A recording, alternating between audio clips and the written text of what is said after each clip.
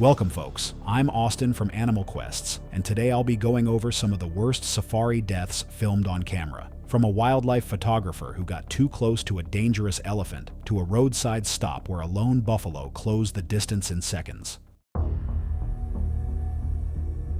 It was July 9th, 2016, when a flat-bottomed tourist vessel departed a riverside lodge near the base of Murchison Falls in northern Uganda. The dry season had compressed the Nile into a narrower, slower channel, and massive pods of hippos clustered in the remaining deep pools. The stretch below the falls was one of East Africa's premier wildlife viewing corridors, drawing international visitors year-round. Laurits Dekenaar was a 54-year-old pharmaceutical executive from Rotterdam, the Netherlands, who had spent a career accumulating the kind of wealth that funded ambitious travel. His recent enthusiasm for wildlife photography had produced a growing collection of close-range animal portraits that he exhibited at private events. Dekenaar had paid for a premium river excursion that morning, bringing along a camera body and long lens worth more than the boat beneath him. Dekenaar had been warned by his hotel concierge the previous evening that hippos were responsible for more tourist fatalities than any other animal on the river, advice he had dismissed as a standard scare tactic. The vessel carried 8 passengers and a guide with over a decade of experience on the Upper Nile. The guide's briefing before departure had been explicit. Passengers were to remain seated at all times, keep hands and arms inside the vessel, and avoid sudden movements near hippopods. The boat would maintain a safe distance from all animals. The first hour produced sightings of Nile crocodiles basking along the banks and several small hippo groups at a comfortable range. Dekenaar expressed visible frustration, gesturing at the distant animals and adjusting his lens repeatedly. When the guide slowed the boat to observe a pod of approximately 20 hippos in a deep pool, Dekenaar moved from his seat to the starboard side, bracing his camera against the gunwale. The guide instructed him to sit down. Dekenaar waved him off and remained standing, leaning progressively farther over the low side as the current carried the boat closer to the pod's edge. A submerged hippo surfaced without warning roughly 15 feet from the vessel, exhaling explosively. The sudden appearance startled Dekenaar, who lurched forward, lost his balance against the low railing, and fell over the side into the channel. Hippopotamuses are responsible for an estimated hundreds of human fatalities annually across sub-Saharan Africa, making them one of the continent's deadliest large animals. Adult males can weigh over 4,000 pounds and defend territories in water with extreme aggression. Their jaws can open to around 150 degrees, revealing canine teeth measuring up to 12 to 14 inches, and their bite is among the most powerful of any land animal, capable of crushing bone and severing limbs. Hippos are deceptively fast in water, capable of explosive charges through shallows that outpace any swimmer. Dekenaar surfaced less than 10 feet from the submerged male. According to the account provided by the guide and passengers, the hippo lunged in a defensive reaction before Dekenaar could orient himself. The animal's jaws clamped across his midsection with devastating force, the massive canines puncturing his torso from both sides. The bite crushed his ribcage and caused massive internal injuries. The hippo released momentarily, then re-engaged seconds later, biting down again before the guide could reposition the boat. The guide maneuvered alongside once the hippo submerged. Passengers hauled Dekenaar from the water after several attempts, the retrieval delayed by the hippo resurfacing nearby. He showed no signs of life. Laurits Dekenaar was later confirmed dead. The investigation confirmed that Dekenaar had been standing in violation of safety instructions at the time he fell overboard. The guide and tour operator were cleared of liability.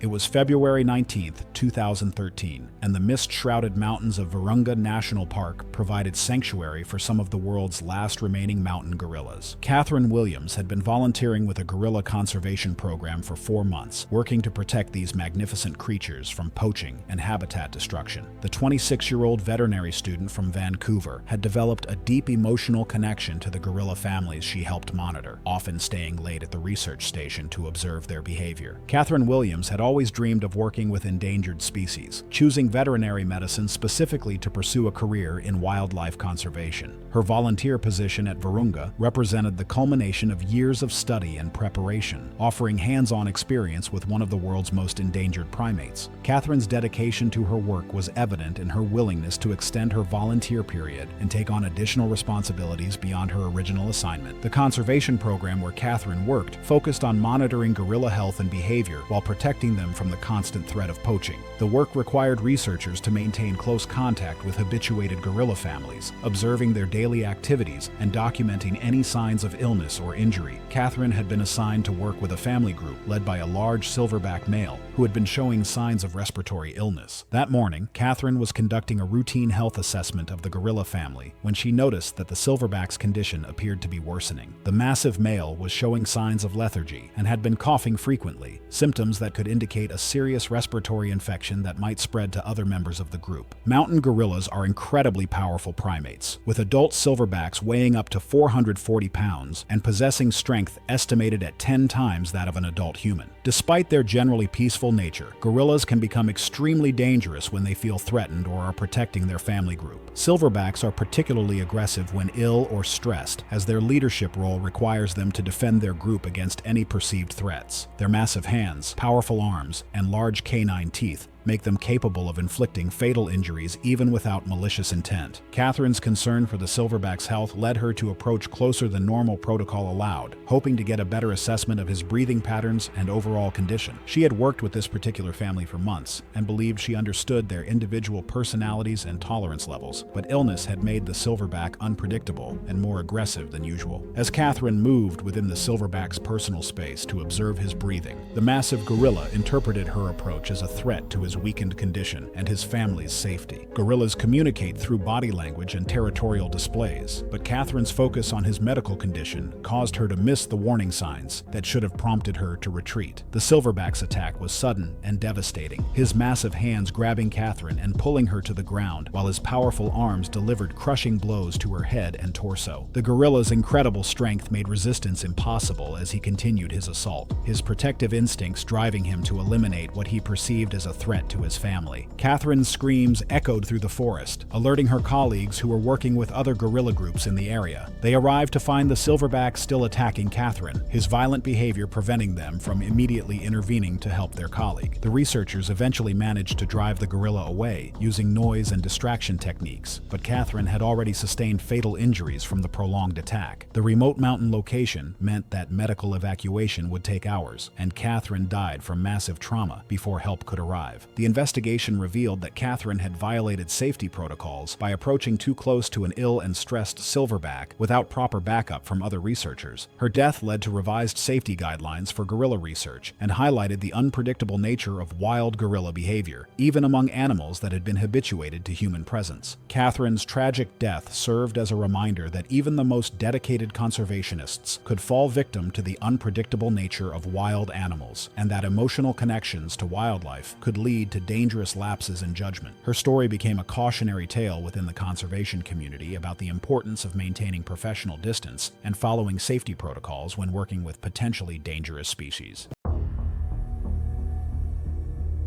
March 22, 2015 brought perfect weather to South Africa's Kruger National Park.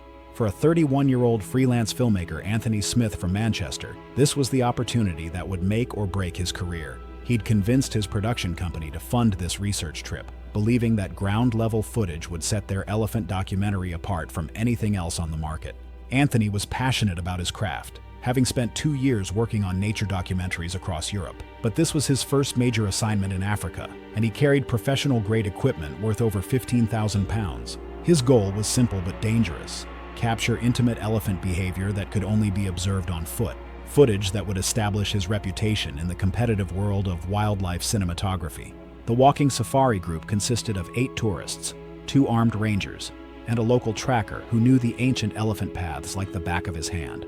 They'd been following fresh elephant tracks for over 2 hours, moving quietly through dense woodland where massive bulls often sought shade during the hottest part of the day.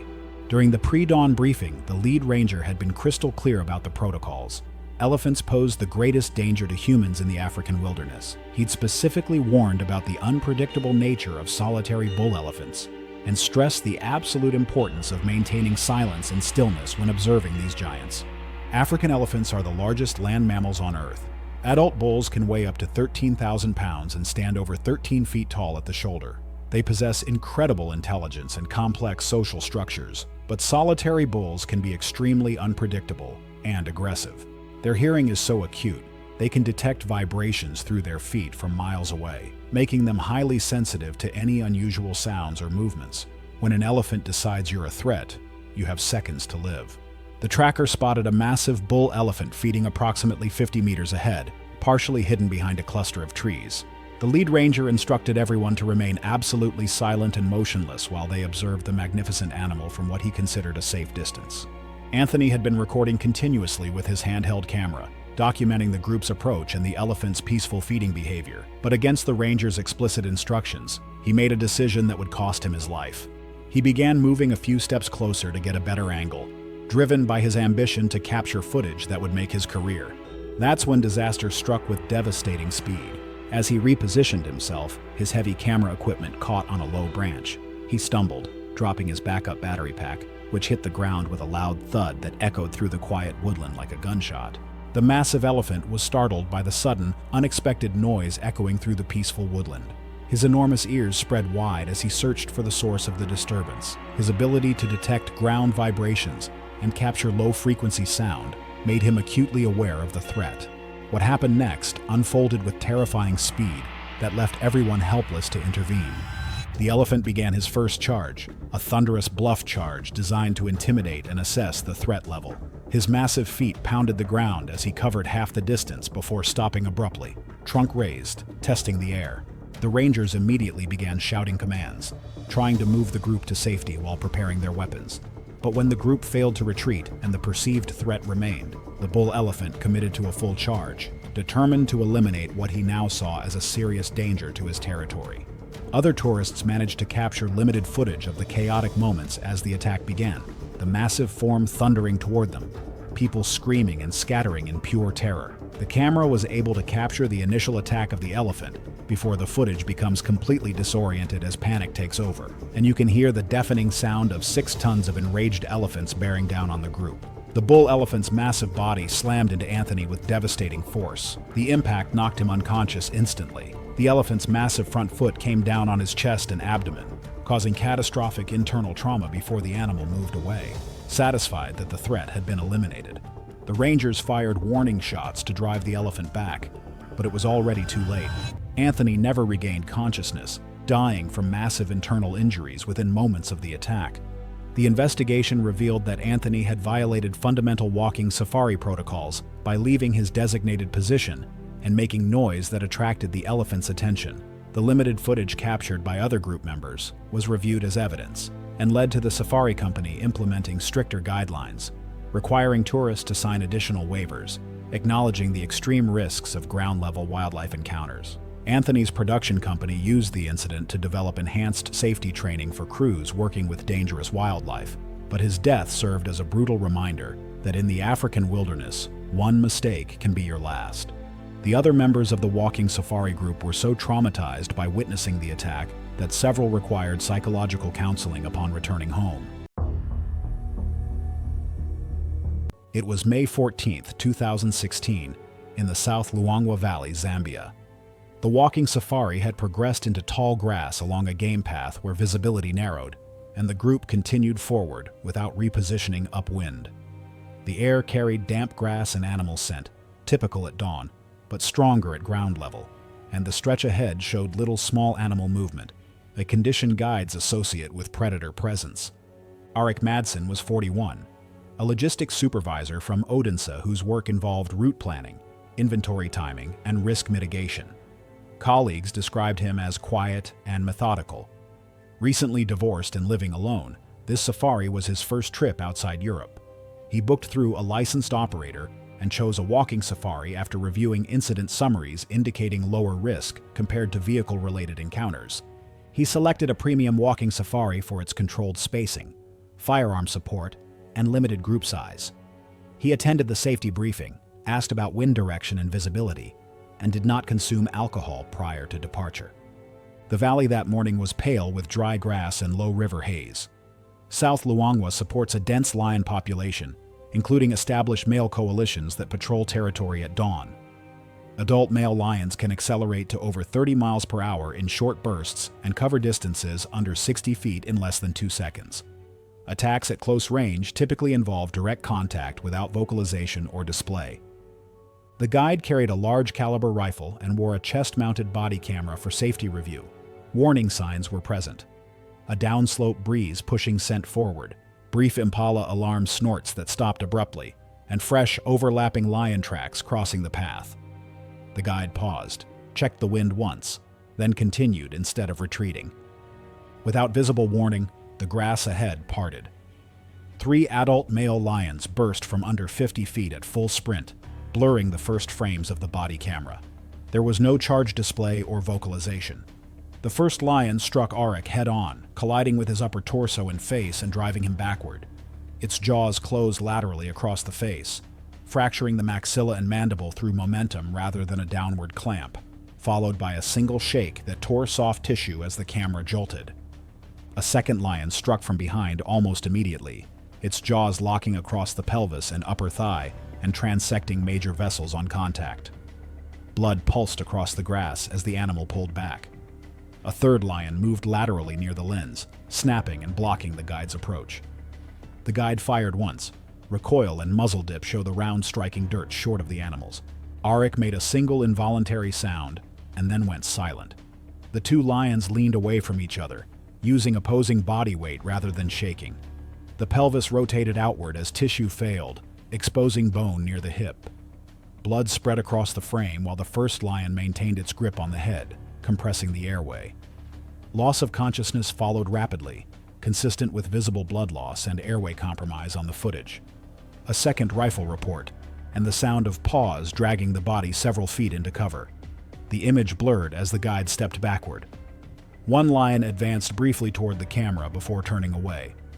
From first contact to complete loss of movement, approximately 45 seconds elapsed. The guide withdrew and radioed base immediately, leading the remaining guests back along the path without running. An anti-poaching unit arrived 22 minutes later. By then, there were no signs of life. The lions had disengaged after initial feeding, leaving extensive trauma and partial dismemberment consistent with a rapid predatory sequence rather than a defensive mauling. The coroner later determined the cause of death as exsanguination combined with severe craniofacial trauma, including multiple jaw fractures and complete transection of the femoral artery. Death occurred quickly from blood loss and airway compromise, with no evidence of prolonged survival. The footage was reviewed internally for safety assessment, and a short segment later circulated without identifiers. The safari operator revised wind assessment protocols and increased buffer distances near tall grass corridors. No legal action followed, and only a brief local report noted the fatality without naming the victim. The body camera preserved the entire sequence, leaving no uncertainty about how quickly the margin of safety disappeared.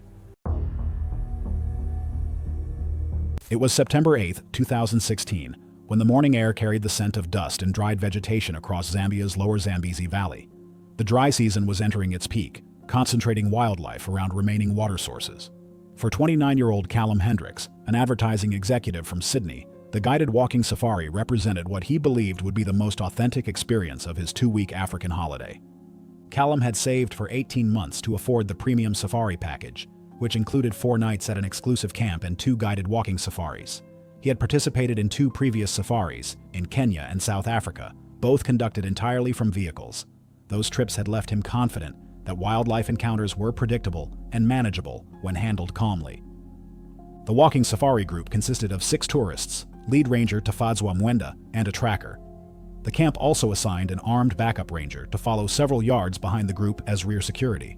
His role was to watch the back trail, manage spacing, and respond if a sudden charge forced the group to split. Mwenda had worked in the valley for 12 years, guiding hundreds of walking safaris without serious incident. During the pre-dawn briefing, he outlined the protocols clearly. Guests were to remain in a single-file formation at all times. No one was to step out of position for any reason. Silence and immediate compliance with hand signals were mandatory. Elephants were identified as the greatest threat in the area, particularly solitary bulls encountered on foot.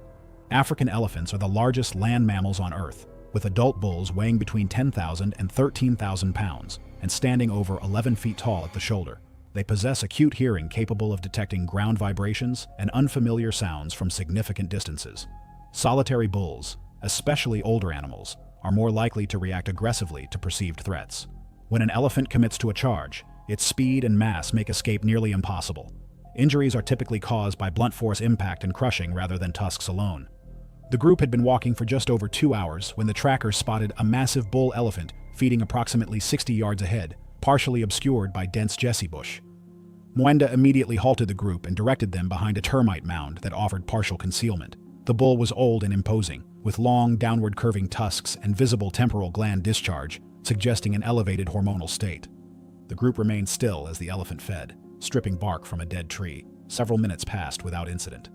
Mwenda signaled for the group to begin a slow, silent retreat away from the animal's feeding path.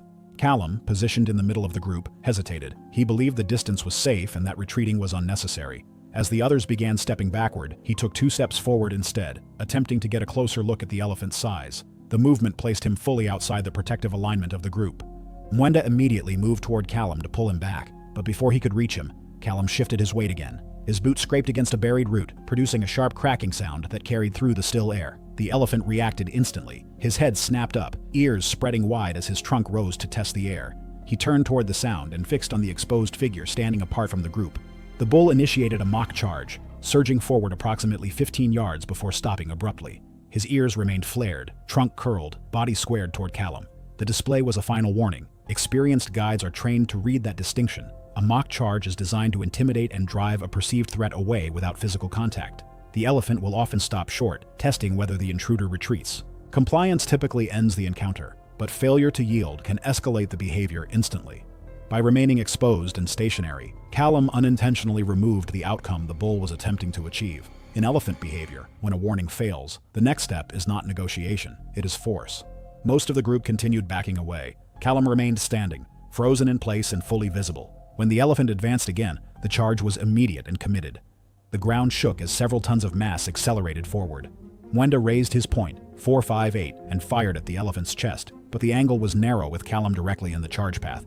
At that speed and distance, there was no opportunity for a second shot. The elephant reached Callum in seconds. The impact of the bull's head struck him squarely in the torso, launching him backward nearly 10 feet. He hit the ground hard and attempted to move, but the elephant was already repositioning. One massive front foot came down across Callum's lower body, crushing his legs and pelvis beneath its full weight. The elephant paused briefly, assessing whether the threat had been neutralized. Mwenda fired again, this time striking the ground directly in front of the bull. The concussive blast and dirt spray caused the animal to flinch. He turned away and retreated back into the Jesse bush, the encounter over. Callum lost consciousness almost immediately from the impact and crushing injuries. Emergency radio calls were relayed to the nearest airstrip, but the camp's remote position deep in the lower Zambezi meant the evacuation helicopter did not arrive for over 2 hours. Callum died before the helicopter reached the clearing, the combination of massive internal trauma and blood loss overwhelming the limited field treatment available. The investigation concluded that he had violated multiple safety protocols by leaving his designated position and advancing toward the elephant on foot. The safari operator issued revised briefings, emphasizing that walking safaris require absolute obedience to ranger instructions at all times.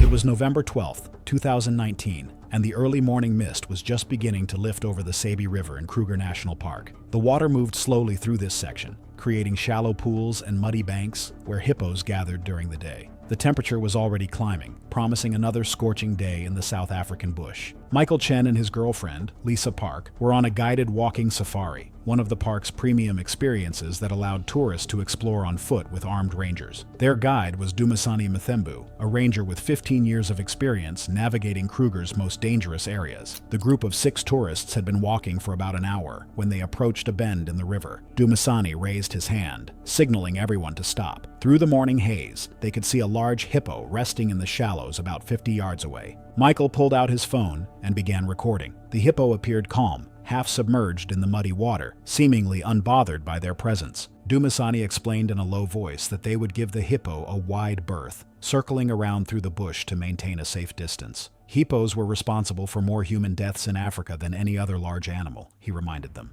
Despite their docile appearance, they were extremely territorial and could run at speeds up to 30 miles per hour on land. The group began moving in a wide arc, staying in single file behind Dumisani. Michael continued filming, capturing the hippo as it remained motionless in the water. Then Lisa stumbled. Her foot caught on a root and she fell forward, her backpack hitting the ground with a loud thud. The hippo's head snapped up, its ears rotated forward. For a moment, everything was still. Dumasani instructed the group to remain absolutely still. The hippo was already rising from the water. Its massive body emerged, revealing its true size: over 3,000 pounds of muscle and aggression. Hippos possess enormous jaws that can open to nearly 180 degrees, with canine teeth that can grow up to 20 inches long. Their bite force exceeds 1,800 pounds per square inch, powerful enough to bite a crocodile in half. The hippo began moving toward them, not running yet, but walking with purpose, water streaming off its gray hide. Dumasani positioned himself between the group and the approaching hippo, his rifle ready.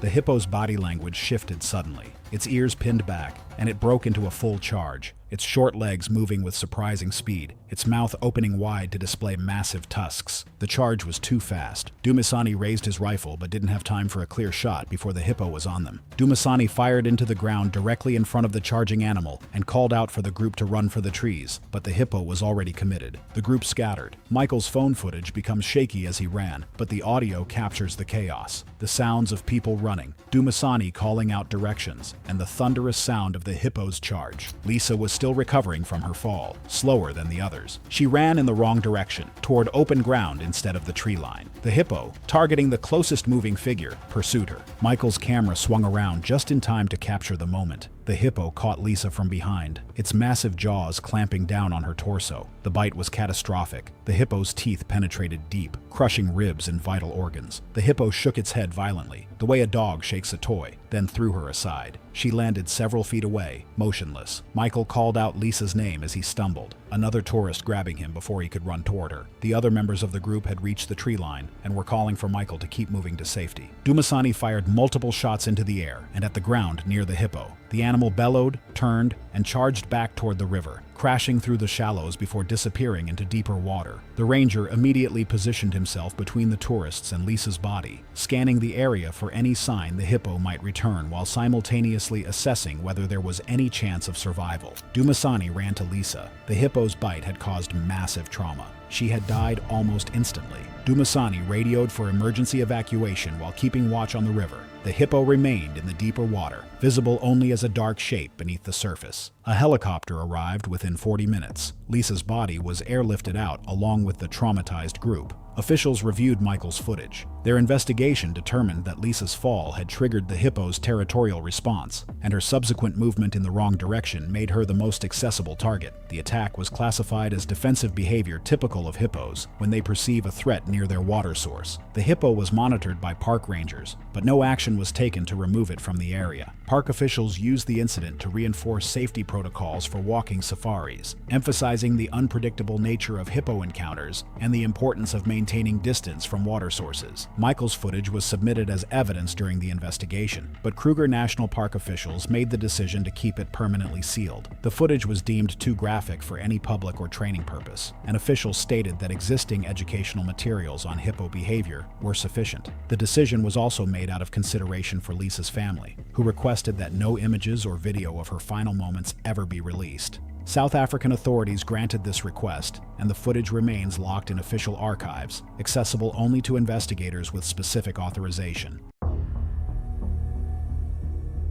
It was October 11, 2014, and the early spring warmth had drawn a pride of 11 lions to a patch of flattened grass alongside a paved loop road inside a self-drive game reserve in South Africa's Limpopo province. The rules were posted at the gate, printed on every ticket, and repeated on signs throughout. Windows mostly closed, doors locked, no exiting vehicles in predator zones. Denica Ashgrove was a 38-year-old marketing consultant from Brisbane, Australia, traveling through southern Africa with her partner, Warwick Ashgrove, 41, a commercial pilot. The couple had entered the reserve shortly after the gates opened, joining a queue of vehicles moving slowly along the loop road. Their rented SUV offered elevated seating and clear sightlines through tinted windows. The Lion Pride was visible from over 200 yards, and a cluster of approximately 15 vehicles had formed along the road, maintaining the required closed window distance. Several lionesses and young cubs lay in the grass no more than 20 feet from the pavement, with an adult male resting slightly farther back beneath a thorn tree. The Ashgroves vehicle reached the front of the cluster. Warwick Warwick stopped the SUV alongside the nearest lionesses. Denica lowered her window fully on the passenger side to photograph the animals without glass reflection. A vehicle behind them flashed its headlights in warning. A reserve employee in a marked vehicle approximately 4 cars back began moving forward. What happened next was described by multiple witnesses in adjacent vehicles. Denica opened the passenger door and stepped 1 foot onto the pavement, her camera raised, leaning out of the vehicle to photograph the cubs lying in the grass less than 15 feet away. Several witnesses reported that the nearest lioness, which had been lying flat with her head down, raised her head the moment the door opened. African lions are apex predators, with adult females weighing between 265 and 395 pounds and possessing explosive acceleration over short distances. Lionesses are the primary hunters of the pride, evolved for ambush attacks that rely on a short, devastating charge from concealment or rest. A lion's claws can exceed 2 inches, and their bite is powerful enough to crush bone, targeting the throat and neck of prey to achieve suffocation. Lions habituated to vehicles treat them as neutral objects, but a human figure separating from a vehicle's silhouette can trigger a predatory or investigative response. The transition from a resting lion to a charging one can occur in under 2 seconds. The lioness covered the distance in a single explosive burst. Witnesses described her as moving from flat on the ground to full stride in an instant. She struck Denica before the door had fully opened, the impact knocking her from the vehicle's running board onto the pavement. The lioness's jaws clamped around Denica's neck and upper shoulder, canines penetrating deep into the throat. A second lioness was on her feet and moving toward the commotion within seconds. Warwick lunged across the center console, grabbing Denica's arm and attempting to pull her back into the vehicle, but the lioness held its bite as Warwick struggled, her weight making retrieval impossible. The reserve employee arrived within 1 to 2 minutes, using his vehicle's horn and engine to drive the lioness's back. The lioness released only when the vehicle pulled alongside, and the horn blasts became sustained. By the time the animal retreated, the injuries to her neck and throat were catastrophic and consistent with a fatal bite. Emergency medical services were dispatched, but faced a 30-minute drive from the nearest town. Denica Ashgrove was pronounced dead at the scene, on the pavement beside an open car door, as the Pride lingered nearby, some still resting while others remained alert. The investigation concluded that Denica had opened the vehicle door and partially exited in direct violation of the reserve's posted regulations. Multiple witnesses confirmed the sequence of events. The reserve issued a public statement reiterating that predator zone rules exist to prevent exactly this outcome. No action was taken against the lions.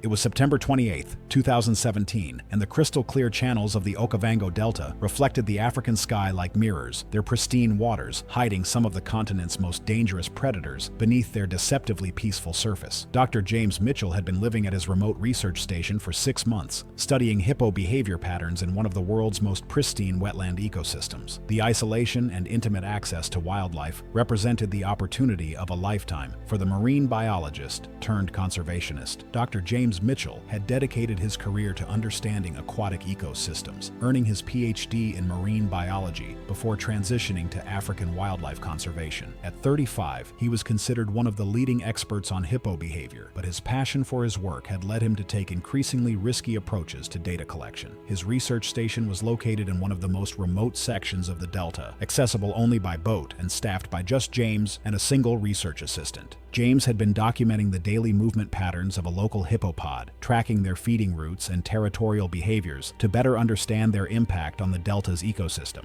His work required him to collect water samples and observe the animals at close range, often working alone when his assistant was occupied with other research tasks. That morning, James had planned to collect water samples from a narrow channel that the hippos used as a highway between their daytime resting areas and nighttime feeding grounds. He had observed their patterns for months and believed he understood their schedule well enough to work safely in the area during what he considered low-risk periods. Hippopotamuses are among Africa's most dangerous animals, responsible for more human deaths than any other large mammal on the continent. Adult bulls can weigh over 4,000 pounds and are capable of running at speeds up to 30 miles per hour both on land and in water. Their massive jaws can open to 150 degrees and deliver bite forces exceeding 1,800 pounds per square inch, easily capable of crushing a human body or biting a canoe in half. Hippos are highly territorial and become extremely aggressive during mating season or when protecting their young. James waded into the channel carrying his water sampling equipment, confident that the hippos were all resting on land during the heat of the day. The water was chest deep in the center of the channel, but James had worked in similar conditions dozens of times without incident. What he didn't know was that a large territorial bull had recently moved into the area and was resting submerged in the deeper water just upstream from his sampling location. The massive hippo had been aware of James's presence from the moment he entered the water, but had remained motionless in the murky depths while assessing the threat. Hippos can hold their breath for up to 5 minutes and often rest completely submerged during the day, making them nearly invisible to humans working in the water above them. As James moved deeper into the channel to reach the optimal sampling location, he unknowingly entered the hippo's territorial zone. The 3,500-pound bull erupted from the water without warning, his massive bulk creating a wave that knocked James off balance before the animal's jaws could reach him.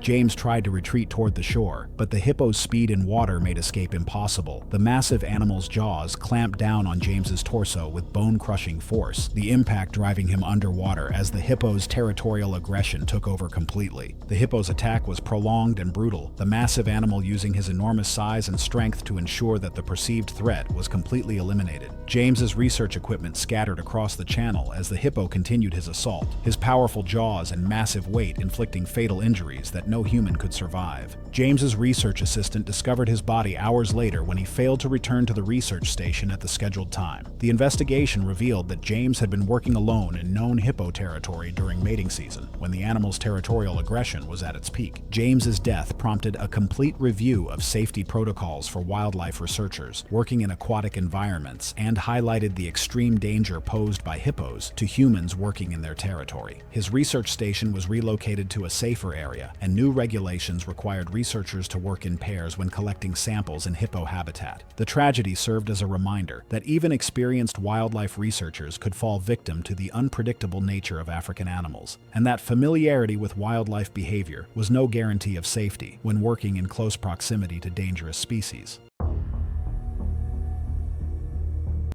June 8, 2016 brought another spectacular evening to the luxury Chobe Safari Lodge in Botswana.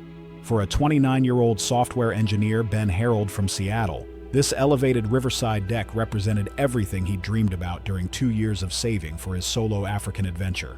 Ben was a successful tech worker who had built his passion for videography during weekend trips to the Pacific Northwest. He'd brought thousands of dollars worth of filming equipment to document his African adventure, and the lodge's marketing materials had specifically highlighted the safety and comfort of their hippo viewing experience, a deciding factor in his booking. The evening hippo viewing had become legendary among safari enthusiasts. The elevated wooden deck extended directly over the Chobe River, providing guests with an unobstructed view of the massive animals as they emerged from the water for their nightly feeding. The deck was positioned 15 feet above the river and had been used safely for years, though recent heavy rains had caused some minor structural stress to certain sections. Hippopotamuses are among Africa's most dangerous animals, responsible for more human deaths than any other large mammal on the continent. Adult bulls can weigh up to 4,000 pounds and reach speeds of 30 miles per hour on land. Their massive jaws can open to 150 degrees and deliver a bite force exceeding 1,800 pounds per square inch. Their canine teeth can grow up to 20 inches long and are razor sharp, capable of crushing bones like twigs. Ben had been filming the hippos for over an hour as they grazed along the riverbank directly below the deck. He operated his handheld video camera continuously, documenting the incredible wildlife spectacle unfolding beneath him. He felt completely secure on the elevated platform, believing that the height provided absolute protection from the massive animals below. As the evening progressed, he became increasingly ambitious with his filming, leaning far over the deck's railing to capture dramatic downward angles of the feeding hippos. The lodge staff had warned guests to remain seated and avoid sudden movements, but his enthusiasm for the perfect footage gradually overcame his caution. That's when everything went catastrophically wrong. Ben leaned even further over the railing, trying to get closer footage of the hippos below, when he overbalanced and the wooden railing gave way under the stress. The combination of his weight and awkward positioning caused the already weakened section to fail completely. He plummeted 15 feet into the river water, about 5 feet deep, directly beside a massive bull hippo, still gripping his waterproof camera as he hit the water with a tremendous splash. The disturbance in the water immediately caught the attention of the 3,500-pound bull hippo, but instead of attacking immediately, The massive animal did what hippos typically do when startled. He submerged, disappearing beneath the murky water while Ben struggled to orient himself in the river. For a terrifying moment, everything was silent, except for the man's panicked splashing as he tried to reach the riverbank. Lodge staff above began shouting emergency procedures, but they were powerless to help from their position 15 feet above. Then the hippo resurfaced with deadly intent. The massive animal had repositioned himself underwater and emerged directly beside the struggling man. The bull hippo's territorial instincts kicked in as he identified this thrashing intruder as a threat that needed to be eliminated immediately. His massive jaws opened wide, revealing those deadly canine teeth. The victim's camera captured the first few seconds of the attack, the hippo's massive jaws opening wide and lunging toward him, before the camera was released from his grip during the violent encounter, sinking beneath the surface and continuing to record nothing but dark, muddy water. The attack was swift and absolutely devastating. The hippo's jaws clamped down on Ben's torso with bone-crushing force, his massive canine teeth puncturing through the man's chest and abdomen. The bite force instantly fractured ribs and punctured vital organs as the hippo's powerful neck muscles crushed him violently like a heavy machinery. The attack lasted less than 30 seconds, but the hippo's incredible bite force and the man's injuries from the fall ensured that the encounter would be fatal. Ben died from massive internal trauma and blood loss before emergency medical personnel could reach the remote lodge location. The investigation revealed that recent heavy rains had caused some structural stress to that section of the deck, though regular inspections had not identified it as an immediate safety concern. The official cause of death was listed as massive internal trauma and organ damage caused by hippo attack, compounded by injuries from the 15-foot fall. Ben's death led to immediate safety upgrades at the lodge, including reinforced railings and stricter guest safety protocols. The incident prompted enhanced structural inspection requirements at wildlife viewing facilities throughout Botswana, ensuring that the tragedy would lead to improved safety measures for future visitors. It was February 19, 2013, on the scrubby eastern fringe of the Serengeti in northern Tanzania, where the protected parkland fades into dirt access roads, cattle paths, and wide stretches of lightly patrolled bush. The terrain was dry and uneven, with tall grass broken by thorny shrubs, scattered acacia trees, and open ground that allowed wildlife and people to move through the same space without clear boundaries. Riding in the rear passenger seat was Ruan Keller, 26, a German travel vlogger with a modest following of just under 4,000 subscribers. He worked irregular warehouse logistics contracts at home and used most of his savings for short trips focused on close-range wildlife footage. His channel emphasized proximity, short clips filmed at ground level without narration, zoom, or music. He had no prior documented injuries from travel or outdoor activity. Ruan booked through a low-cost safari operator that permitted brief roadside stops outside the park's core zones. He was not insured for walking safaris, a restriction listed in his booking terms. Operator policy prohibited exiting the vehicle, though enforcement depended on the guide's discretion. Ruan requested stops calmly, citing lighting and framing, and repeated that he would remain near the vehicle. The van was stopped with the engine running and all doors closed. The road cut through dry yellow grass broken by thorn trees and low scrub. The air was still. Insects were audible over the idle of the diesel engine. Cape buffalo are heavy-bodied bovines commonly weighing between 1,200 and 1,800 pounds. They can accelerate rapidly over short distances, reaching speeds exceeding 30 miles per hour, and pivot with little warning. Vision is limited, but hearing and smell are acute. Solitary bulls are disproportionately involved in fatal human encounters, particularly during surprise or close-range approaches. Their horns curve outward and downward into a dense boss that absorbs force and transfers impact through the skull. Handheld camera footage shows a single buffalo standing roughly 120 feet from the road, angled slightly away with its head low. The guide slowed, but did not stop. Ruan leaned forward and asked for a pause. The guide refused, and gestured toward the animal's posture and the lack of cover. Ruan repeated the request. The guide allowed a brief stop without authorizing exit. Dashcam audio records the guide instructing Ruan to remain inside the vehicle. Ruan exited anyway and stepped forward 2 paces with his camera raised. The buffalo lifted its head. Dust shifted beneath its hooves. Its ears rotated forward toward the sound of boots on gravel. The charge followed immediately. There was no false charge, ear spread, or lateral movement. The buffalo accelerated in a straight line with its head low and horns aligned. The right horn caught beneath the lower rib cage, lifting him off the ground. The impact expelled air audibly, captured by the dash cam microphone. His body was thrown backward and struck compacted dirt. His camera slid out of frame. The buffalo continued forward.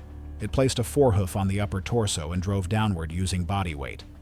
The sound was dull and concussive. Ruan's legs flexed once, then drew inward.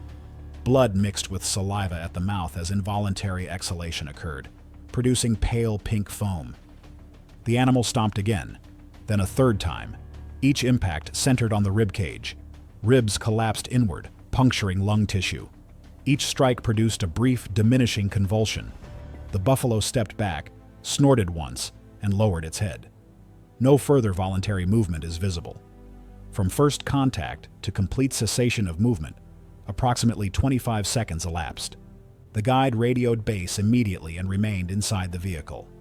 A ranger unit arrived 14 minutes later. No resuscitation was attempted due to extensive thoracic trauma and absence of breathing or pulse. The coroner's report listed the cause of death as massive blunt force trauma to the chest, including multiple bilateral rib fractures, bilateral lung collapse, and internal hemorrhage, with death following shortly thereafter. The dashcam footage was secured by park authorities. Ruan's family requested his channel be removed within weeks. The guide was suspended pending review and later reinstated. The incident was recorded as a non-defensive wildlife strike following unauthorized vehicle exit and appeared only in a regional wildlife safety bulletin, unnamed, a documented example of how rapidly minimum distance violations can become fatal. It was May 23, 2017, when the late afternoon light turned golden across Botswana's Okavango Delta. The winter dry season had reduced water levels throughout the delta, concentrating wildlife along permanent channels.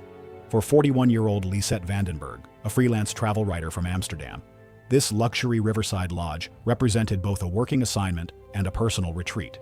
Lisette had been commissioned by a European travel magazine to write a feature article about premium Botswana safari experiences. Her 5-day stay at the lodge was complimentary in exchange for coverage, and she had spent 4 days photographing wildlife and interviewing staff. She was an experienced travel writer who had covered destinations across 5 continents, though her African experience was limited to 2 previous trips focusing on cultural rather than wildlife content. The lodge was positioned directly along a permanent water channel, with elevated wooden walkways connecting luxury tents to the main dining area. The location provided spectacular wildlife viewing, but the proximity to water meant dangerous animals regularly moved through the property. Management conducted safety briefings for all arriving guests, specifically warning about hippopotamus activity during evening and early morning hours. Signs posted throughout the lodge warned guests to remain on elevated walkways after dusk and never approach the water's edge. The lodge's safety briefing was delivered by the duty manager, who explained that hippos used predictable paths from water to grazing areas and could become aggressive without warning when surprised. He also noted that staff used ground-level service paths only during daylight and only after checking the channel for movement. Hippopotamuses are among Africa's most dangerous animals, responsible for more human deaths annually than any other large mammal on the continent. Adult bulls weigh up to 4,000 pounds and can reach speeds of 30 miles per hour on land. Their massive jaws can open to 150 degrees, revealing canine teeth that can grow up to 20 inches long. These teeth are capable of biting through bone with devastating efficiency. Hippos spend daylight hours in water, but emerge at dusk to graze on land, following the same paths night after night. When humans block these paths or surprise hippos during their evening emergence, the animal's territorial aggression results in swift and brutal attacks. Lisette had photographed wildlife from the lodge's elevated viewing deck throughout her stay, but she had grown frustrated with the limitations of the elevated angle. On her final evening, she decided to capture photographs from the water's edge during the golden hour before sunset, believing the low angle would create more dramatic images for her article. She left the main lodge area at approximately 6:15 p.m., walking down a service path that led to the water's edge, roughly 40 yards from the elevated walkways. She had seen lodge staff use this path during the day and assumed it was safe. The light was perfect, and several hippos were visible in the channel, their heads and backs creating striking compositions above the water's surface. Lisette spent approximately 10 minutes photographing from the water's edge, crouching low to achieve her desired angles. She was focused entirely on her camera's viewfinder and failed to notice that dusk was approaching and that the hippos in the channel were beginning to move toward the shore. Their evening grazing period was beginning, and the path they used emerged from the water roughly 15 yards from where Lisette was positioned. The first hippo emerged from the channel without Lisette noticing, his massive bulk moving with surprising silence as he climbed the gentle slope.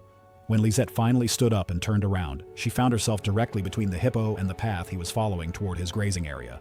The bull hippo perceived Lisette as a threat blocking his established route. His territorial instinct triggered immediately, and he charged from less than 20 feet away. Lisette had no time to react before several thousand pounds of hippo struck her at full speed. Hippos rely on established routes between water and grazing areas, often using the same narrow exits night after night. Blocking that corridor, even unintentionally, is interpreted as interference with access rather than curiosity. Unlike predators responding to prey movement, a hippo responding to obstruction reacts with blunt, overwhelming force meant to clear the path instantly. The short distance gave Lisette no margin for retreat. In hippo encounters, proximity determines survival more than awareness. The impact launched Lisette sideways, and she landed heavily on her side. The hippo's jaws opened wide and clamped down across her lower torso and ribcage, the canine teeth puncturing through bone. The crushing bite destroyed multiple ribs and drove into vital organs. The hippo shook his head once, violently, then released and stepped back. Lodge staff heard the commotion and came running from the main building, arriving to find Lisette motionless on the ground as the hippo moved past her body and continued toward his grazing area. The animal showed no further interest once she was no longer blocking his path. Emergency medical personnel reached the lodge via helicopter within 50 minutes, but Lisette had lost consciousness almost immediately and died shortly afterward from massive internal trauma and blood loss.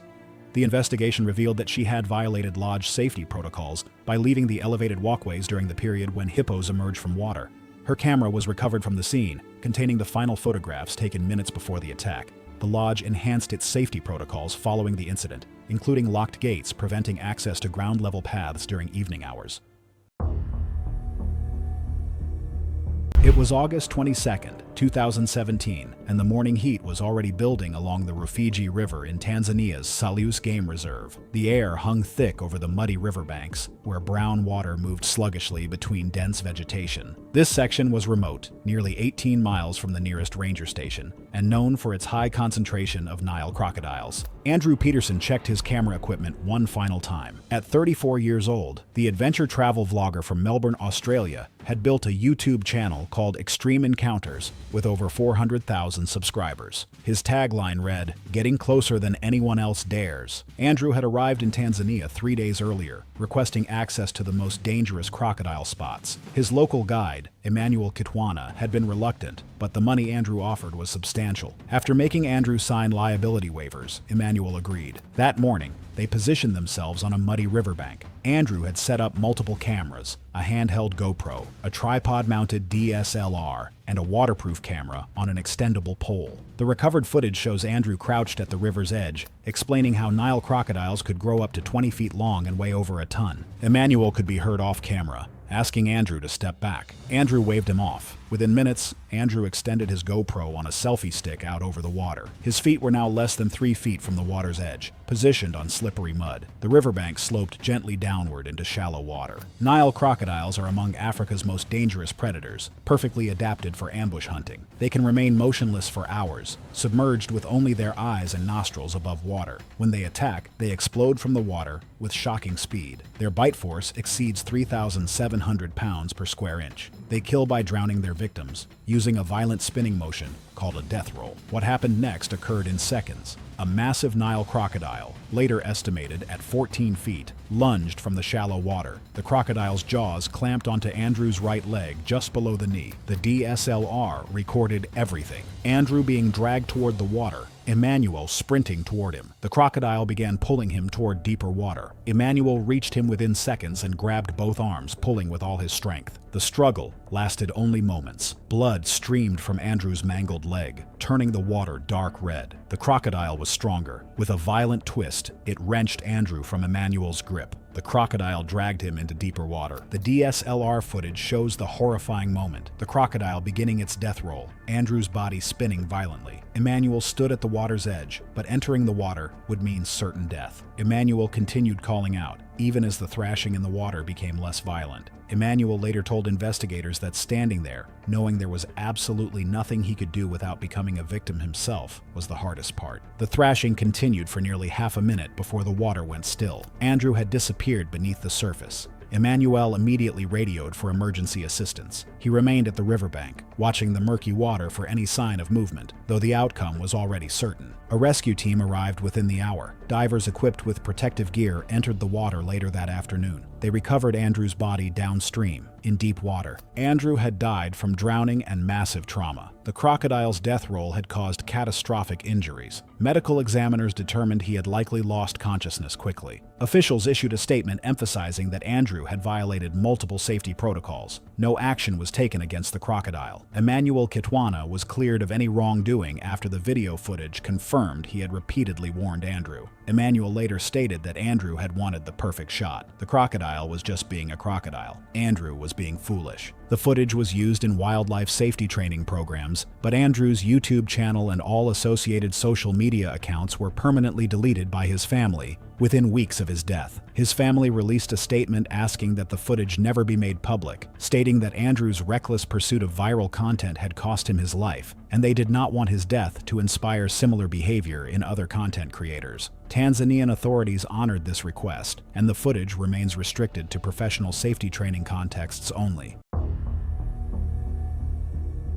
It was August 23, 2016, and the dry winter air across Namibia's northeastern bushveld carried sound for miles. A small, unfenced safari camp operated along a seasonal riverbed in a private conservancy bordering a major national park. The camp's remote location and lack of permanent fencing were part of its appeal, offering guests an immersive wilderness experience with nothing between them and the African bush but canvas and kerosene lanterns. Joreth Vanderkamp was a 43-year-old technology consultant from Portland, Oregon, who had booked the 3-night bush camp as the centerpiece of a Namibian safari. Vanderkamp considered himself experienced in outdoor settings, citing extensive backpacking across the American West, and had expressed amusement during the camp's evening safety briefing at what he considered excessive caution. The briefing had been thorough and direct. After dark, guests were not to leave their tents for any reason without radioing the duty staff member, who would escort them with a spotlight. Predators, including leopard, hyena, and occasionally lion, moved freely through the camp area at night. The trails between tents and the main lodge were unlit and unfenced. The camp manager repeated the radio protocol twice and confirmed each guest understood. Vanderkamp retired to his tent shortly after dinner. His tent was the farthest from the central lodge, positioned at the edge of the dry riverbed, approximately 150 feet from the nearest occupied structure. A handheld radio sat on his bedside table. According to the camp's account and the subsequent investigation, staff heard a commotion at approximately 11:40 p.m. A tracker on night duty had been aware that a large male leopard had dragged a fresh impala kill into a thicket along the riverbed earlier that evening. The kill site was approximately 80 feet from Vanderkamp's tent. Leopards are among Africa's most elusive and powerful predators, with adult males weighing up to 175 pounds, compact but extraordinarily muscular for their size. They are predominantly nocturnal hunters capable of killing prey twice their weight, using a suffocation bite to the throat. When feeding, leopards become extremely defensive of their kills, reacting with explosive violence to any perceived threat at close range. Their night vision is far more sensitive than that of humans in low light, and they move through darkness in near total silence. At close quarters, a leopard's speed and bite can inflict catastrophic damage before a victim can react. Scene reconstruction and evidence at the site indicated that Vanderkamp left his tent without his radio. His headlamp was recovered near the tent entrance, switched off. Boot tracks in the sandy riverbed showed he had moved toward the thicket where the leopard was feeding. Investigators believe he heard unfamiliar sounds carrying through the still night air and left the tent to investigate, possibly unaware of what he was approaching. The tracks showed no sign of retreat, suggesting he did not realize the danger until he was already within the leopard's defensive range. The camp tracker reached the area within minutes of hearing sounds of disturbance. He found Vanderkamp approximately 15 feet from the impala carcass, face down in the sand. The leopard had retreated a short distance and remained in the vicinity, but out of sight. The injuries were concentrated on Vanderkamp's throat, consistent with a leopard's defensive attack pattern at extremely close range. A single deep bite had penetrated the throat, causing rapid blood loss. Superficial claw marks across his face indicated brief contact before the killing bite. Based on the evidence, camp staff and investigators concluded the attack appears to have lasted only seconds. Emergency radio contact was established with the nearest town, but the camp's isolation meant medical evacuation was not possible for several hours. Vanderkamp had bled out rapidly from the throat injuries. He was confirmed dead at the scene. The investigation determined that Vanderkamp had voluntarily left his tent at night without using the radio, without a light source, and had walked directly toward an active predator feeding site. The camp and its staff were cleared of responsibility. facility. The leopard was not pursued.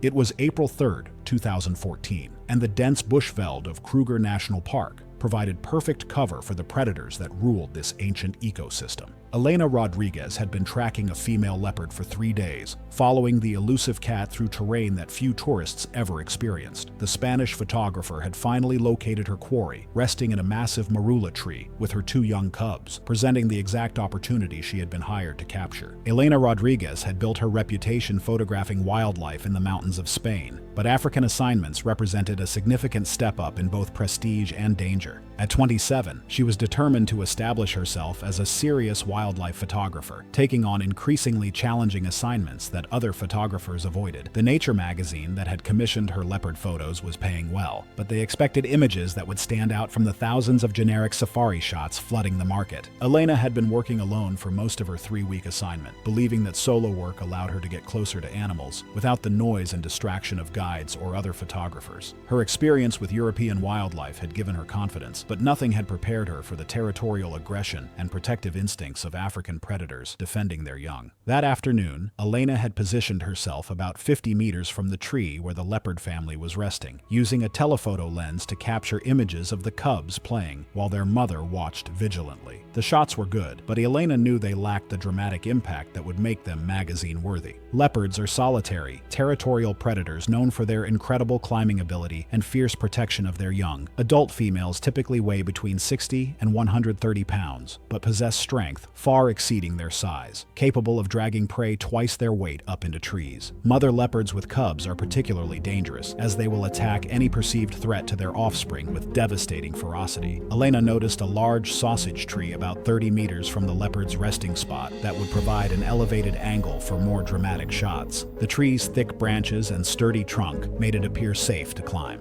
and Elena reasoned that the height advantage would allow her to capture unique images while maintaining a respectful distance from the leopard family. What Elena failed to realize was that her chosen tree was positioned directly above the leopard's primary escape route, the path the mother would use to move her cubs to safety if threatened. By climbing the tree, Elena had unknowingly blocked the leopard's exit strategy and positioned herself as a direct threat to the family's security. As Elena reached a height of about 15 feet and began setting up her camera equipment, the mother leopard's behavior changed dramatically. The cat's ears flattened against her head, and she began making low, growling sounds while positioning herself between her cubs and Elena's location. The leopard's attack came without further warning, the powerful cat launching herself from her resting branch with explosive force. The mother leopard covered the distance to Elena's tree in seconds, her claws finding purchase on the bark as she climbed toward the perceived threat. The leopard struck Elena with devastating force, her powerful claws raking across the photographer's back and shoulders, while her jaws clamped down on Elena's neck and head. The impact of the attack caused Elena to lose her grip on the tree, and both she and the leopard fell toward the ground in a tangle of claws, teeth, and camera equipment. Elena hit the ground hard, her camera gear scattering across the rocky soil as the leopard continued her attack. The cat's maternal instincts drove her to eliminate the threat completely, her powerful jaws inflicting massive trauma to Elena's head and neck, while her claws opened deep wounds across her torso and limbs. Elena's struggles grew weaker as blood loss and trauma overwhelmed her system, her body unable to withstand the leopard's relentless assault. The remote location meant that no help was available, and Elena died from her injuries within minutes of the initial attack. Elena's body was discovered 2 days later by park rangers who had been alerted when she failed to check in at her scheduled time. Her camera equipment was found scattered around the attack site, with her final images showing the leopard's increasing agitation before the fatal encounter. The investigation revealed that Elena had violated park regulations by working alone in dangerous areas and approaching too close to wildlife with young. Her death prompted stricter enforcement of safety protocols for photographers working in national parks and highlighted the extreme dangers posed by protective mother leopards. Elena's tragic death served as a reminder that even experienced wildlife photographers could fall victim to the unpredictable nature of African predators, particularly when maternal instincts were involved. Her story became a cautionary tale shared among wildlife photographers about the importance of understanding animal behavior and maintaining safe distances. On July 4, 2013, the weather was perfect for Tanzania's Serengeti National Park. For a successful 45-year-old accountant, Jack White, from San Francisco, celebrating Independence Day with a traditional African bush dinner seemed like the perfect way to mark both the holiday and his recent promotion. He sat around the campfire with his wife and their 2 teenage children, Kevin and Michelle, enjoying traditional Maasai dancing and storytelling under the brilliant African stars. This family vacation represented both a celebration and a long-awaited opportunity to experience African wildlife together. They were the perfect American family living their dream safari adventure, completely unaware that their 4th of July celebration was about to become a nightmare they would never forget. Kevin had been documenting their entire safari experience with the family's new digital video camera, and the bush dinner provided the perfect opportunity to capture the cultural aspects of their African adventure. The camp staff had assured all guests that the dinner location was completely secure, surrounded by electric fencing, and monitored by armed guards throughout the evening. The dinner site was positioned in a clearing approximately 2 kilometers from the main camp, chosen specifically because it offered guests an authentic bush experience while remaining within the camp's security perimeter. The area had been used safely for bush dinners for over 5 years, with multiple redundant safety systems in place. The evening had been proceeding perfectly when disaster struck without warning.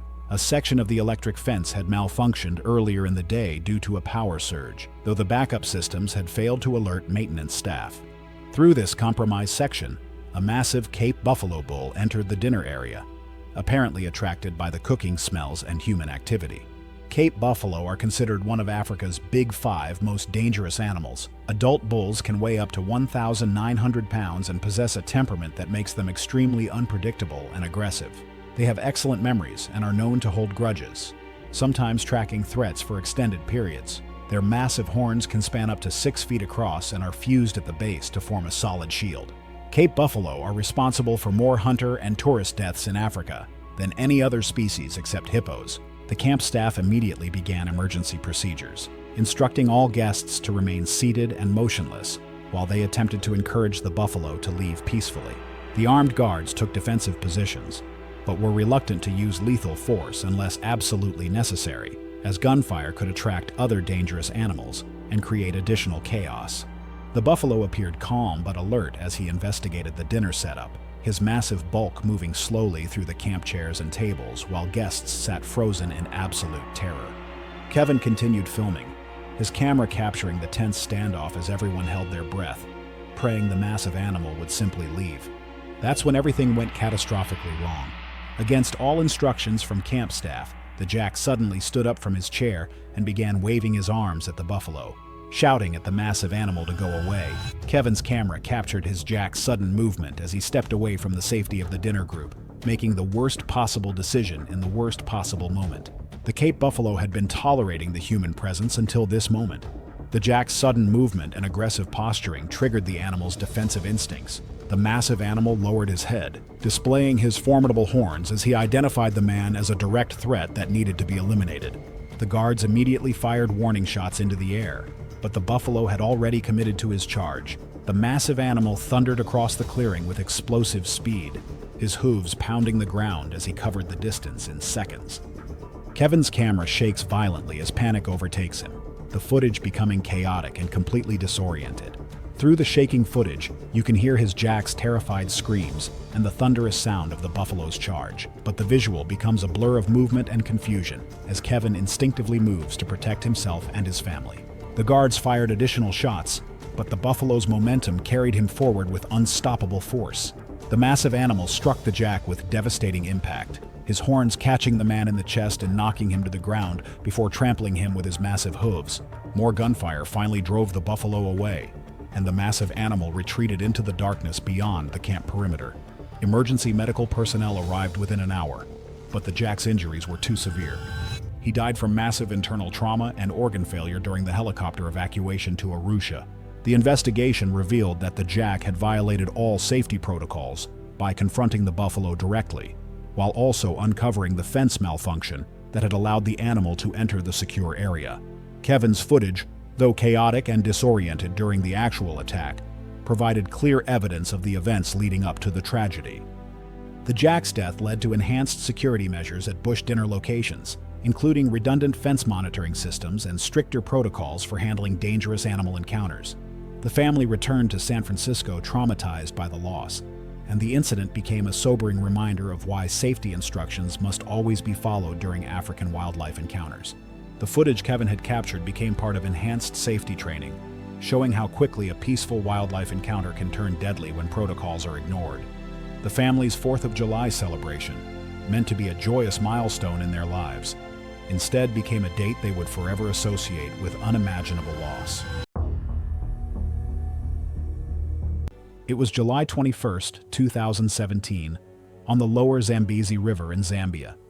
The water ran high and opaque, swollen by seasonal flow and crowded with submerged sandbars, drifting reeds, and unseen channels beneath the surface. The air was heavy and still, broken only by insects and the slow movement of the river, a place where large animals held territory just below the waterline, and visibility ended inches beneath the surface. Sitting inside the canoe was Naledi Kojo, 34 years old, an administrative supervisor at a public secondary school outside Accra. Her work involved schedules, procurement paperwork, and disciplinary documentation, and co-workers described her as methodical and rule-focused. This was her first vacation outside West Africa, paid for over several years of savings, and taken after her children reached an age where extended travel was feasible. She traveled with her husband, Kwame, an electrical technician, and their 2 children, ages 9 and 11. Their itinerary avoided activities labeled high risk, with no walking safaris or night drives. The river canoe excursion was presented as routine and controlled, following established routes used daily. The launch briefing emphasized observation only, and nearby tourist boats were visible along the same stretch of river. The lower Zambezi that morning was flat, with slow surface movement masking depth and submerged channels, reflecting a pale sky with no visible current markers. Hippopotamuses are not passive river animals. Adults commonly weigh between 3,000 and 4,000 pounds, can run faster than a human over short distances on land, and are responsible for more fatal encounters in Africa than any other large mammal. They defend submerged pathways and pod zones aggressively, and attack by surging upward from depth, using their jaws to crush rather than tear. The mouth can open nearly 5 feet wide, and the canines can exceed 20 inches. Light recreational watercraft offers no resistance to this force. There were visible warnings, captured in sequence on camera. A launch sign showing a hippo silhouette crossed by a red slash appeared in the opening frames, and earlier footage showed the guide redirecting another canoe that drifted too close to a pod downstream. Naledi noted hippos submerging one by one and asked about the behavior. The guide replied without turning, saying they were moving away. The canoe continued forward on residual glide. The water surface flattened abruptly, a change visible on camera within seconds. Reflected light vanished as ripples collapsed into a dull, uniform plane. No bubbles or wake appeared. The children leaned into frame as the guide lifted his paddle briefly, paused, then lowered it again. The hippopotamus breached directly beneath the canoe, entering the frame from below with no lateral approach. The head rose vertically, jaws opening as it broke the surface. The lower mandible contacted the underside of the hull first, lifting it, while the upper jaw closed through the canoe's centerline. The fiberglass failed instantly. The bow folded inward, and the image jolted as the hull separated. Her torso driven upward while her hips and legs dropped below the waterline. The jaws closed once, producing a dense, compressed impact sound, consistent with bone and hull failure. Naledi's upper body was thrown forward and landed face down on the surface, motionless, while the lower half disappeared immediately as the animal submerged. There was no visible thrashing, and her arms remained slack. As the canoe collapsed, the footage shows her upper torso drifting and slowly rotating. Blood spread outward in a widening plume as the children screamed. Kwame entered the frame, attempting to secure broken canoe sections and calling her name, with no response visible. The guide entered the water on the opposite side and paddled backward to increase distance while calling for help. The hippopotamus surfaced again, roughly 60 feet away, exhaled audibly, then submerged. The camera recorded uninterrupted until the battery failed 12 minutes later, including the children's transfer to another canoe, and the guide pushing Naledi's remains away from the boats to prevent further contact. The guide radioed base immediately. Other boats arrived in approximately 18 minutes. No recovery attempt was made due to the presence of the animal and the condition of the remains. Rangers secured the area and escorted the family to shore. The coroner's report listed the cause of death as complete spinal transection at the L1 vertebra, with catastrophic vascular disruption. Death would have occurred instantly.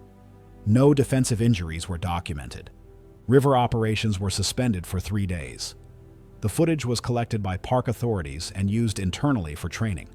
Naledi Kojo's name appeared once in a regional paper in a brief notice.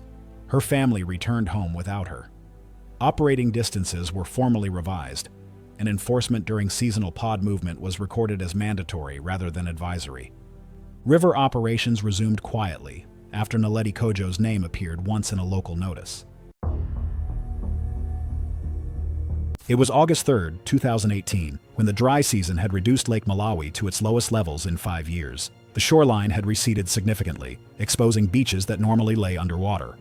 For 26-year-old Declan Ashworth, a recent university graduate from Cork backpacking through southeastern Africa, this remote stretch of lakeshore represented exactly the type of authentic experience he had been seeking. Declan had been traveling for 4 months on a tight budget, camping independently rather than staying at established lodges. He carried minimal gear in a borrowed backpack and relied heavily on advice from other backpackers rather than official tourism information. His African experience consisted entirely of budget camping and hiking, with no formal safari or wildlife education. Declan had arrived at the lakeshore 2 days earlier, setting up his tent in an area where several other independent campers had established an informal campground.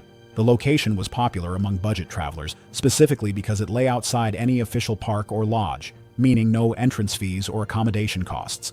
Local fishermen had told the campers that swimming was generally safe in the shallow areas near shore, though they mentioned that crocodiles were known to inhabit the lake and occasionally moved close to shore during certain times of year. Nile crocodiles are Africa's largest freshwater predators, with mature males commonly exceeding 16 feet in length and weighing up to 1,650 pounds. They possess the strongest bite force of any living animal, generating pressures exceeding 3,700 pounds per square inch. Crocodiles are ambush predators capable of remaining completely motionless for extended periods, submerged just below the surface with only their eyes and nostrils exposed. Their attack strategy relies on explosive acceleration from concealment, followed by powerful twisting movements designed to overwhelm prey. In large lakes, crocodiles often patrol shorelines where human activity overlaps with their hunting territory.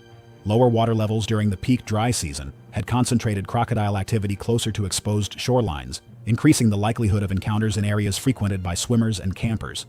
Local fishermen were aware that large crocodiles regularly moved through the area, but these risks were not clearly communicated to the foreign campers, many of whom lacked sufficient local knowledge to recognize the danger. The afternoon of August 3rd was exceptionally hot, with temperatures exceeding 95 degrees Fahrenheit. Declan had spent several hours hiking along the exposed lake bed and was covered in dust and sweat when he returned to camp. Several other campers were wading in the shallow water near shore, cooling off in the lake. Surface glare and sediment stirred by recent storms reduced visibility close to the shoreline, making it difficult to see below the water's surface. Crocodiles exploit exactly these conditions. Murky shallows allow them to approach within striking range without exposing their full body. In lakes with fluctuating levels, prey patterns change, and crocodiles adjust accordingly, patrolling new shorelines that were previously too shallow to access. To an unfamiliar swimmer, the water appeared calm and waist-deep. To a crocodile, it was a confined hunting corridor, where escape options were limited and detection nearly impossible. Declan walked into the water to approximately waist depth, roughly 30 feet from shore. The water was refreshingly cool, and he bent forward to splash water on his face and rinse the dust from his hair. He was looking down at the water when the crocodile struck. The massive jaws surged upward from below, clamping around Declan's hips and lower torso with crushing force. The impact knocked him violently off balance as the crocodile's teeth drove deep into his body. Before Declan could react, the crocodile twisted, using its full mass to drag him off his feet. The force of the attack unfolded in seconds. The crushing pressure shattered bone and tore through vital tissue as Declan was pulled beneath the surface. Water flooded his airway as the crocodile hauled him away from the shoreline, the struggle marked only by violent splashing and a brief churn of disturbed water. Other campers on the shore screamed and scattered, unable to intervene. Within moments, Declan's body disappeared beneath the surface as the crocodile moved toward deeper cover. The water settled quickly, leaving only ripples and a spreading stain near the point of attack. Local authorities were notified within the hour, but recovery operations were postponed until the following morning due to the presence of multiple large crocodiles in the area. Search teams located partial remains the next day, cached beneath submerged root systems roughly 40 yards from shore. The condition of the remains was consistent with typical crocodile feeding behavior, in which prey is anchored underwater and consumed over an extended period. The investigation confirmed that low water levels had concentrated crocodile activity near popular swimming areas, and that informal warnings had not been adequately communicated to foreign campers. Malawian authorities increased patrols and installed warning signs at informal camping sites following the incident, though enforcement remained limited due to resource constraints. It was October 8, 2016, and the morning air in South Luangwa National Park carried the crisp coolness that came just before the Zambian heat settled in for the day. The Mopane woodland stretched endlessly in every direction, prime leopard territory where experienced guides knew constant vigilance was required. Daniel Kowalski checked his rifle one final time, running through the safety protocols he'd performed hundreds of times before. At 31 years old, the professional safari guide had spent 7 years leading walking safaris through some of Africa's most dangerous terrain. That morning, Daniel was leading a group of 4 tourists, 2 couples, one from Germany and one from the United States. Werner Schmidt was filming continuously with a handheld camcorder. The group had been walking for over an hour when Daniel spotted fresh leopard tracks pressed into soft sand near a dry riverbed. Leopards were notoriously elusive, and sightings were rare enough to be considered the highlight of any trip. Daniel decided to follow the tracks, hoping to give his clients a glimpse from a safe distance. Werner's footage shows the group moving in single file. After some time, Daniel raised his hand in a stop signal. The camera zooms in, showing a male leopard well ahead, feeding on an impala carcass in tall grass. For a couple of minutes, the leopard fed, apparently unaware. Then it stopped, its head lifted, ears rotating forward, the leopard's eyes locked onto the group. Daniel instructed the group to back away slowly. The leopard stood, abandoned the carcass, and began walking toward them. Deliberate, purposeful steps. Its body language was tense, ears flat, tail twitching. Leopards are Africa's most adaptable big cats, weighing up to 200 pounds with bite forces strong enough to crush bone. Unlike lions, which sometimes use mock charges as warnings, leopards are more likely to either retreat completely or commit fully to an attack, especially when defending a fresh kill. When a leopard perceives a threat to its food source, its response can escalate to lethal violence in seconds. Within moments, the leopard charged. It broke into a full sprint, covering ground with explosive speed. Daniel fired toward the ground near the leopard, hoping to turn it. The leopard didn't stop. At a fresh kill, the gunshot only reinforced the leopard's perception of threat.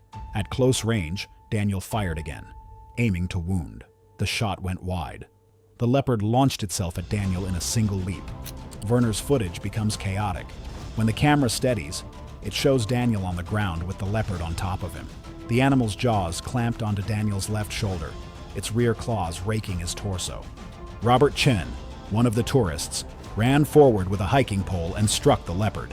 The animal released Daniel's shoulder momentarily and swiped at Robert. The leopard turned back to Daniel, its jaws clamping down on his throat.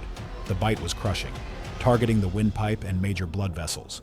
Daniel's body went limp beneath it. Werner's camera captures the leopard maintaining its grip for several more seconds before finally releasing him and sprinting back toward its kill. The entire attack lasted less than half a minute.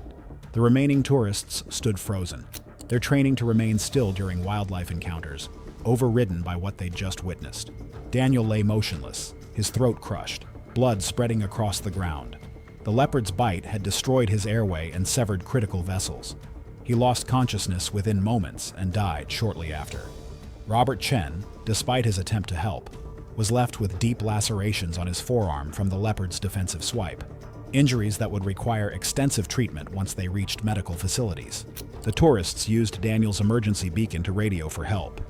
A rescue vehicle arrived within half an hour. Paramedics confirmed Daniel was dead at the scene. Authorities investigated using Werner's footage. Their analysis determined Daniel had followed all appropriate protocols, but had unknowingly approached too close to a leopard defending a fresh kill. The park classified it as defensive behavior. No action was taken against the leopard. Werner's footage was shared with safari guide training programs as a tragic example of how quickly leopard encounters can escalate. However, the most graphic portions showing the actual fatal bite and Daniel's final moments were edited out before any training use. Park officials and Daniel's employer agreed that while the footage had educational value, the full unedited version was too disturbing and would serve no additional purpose beyond what edited segments could provide.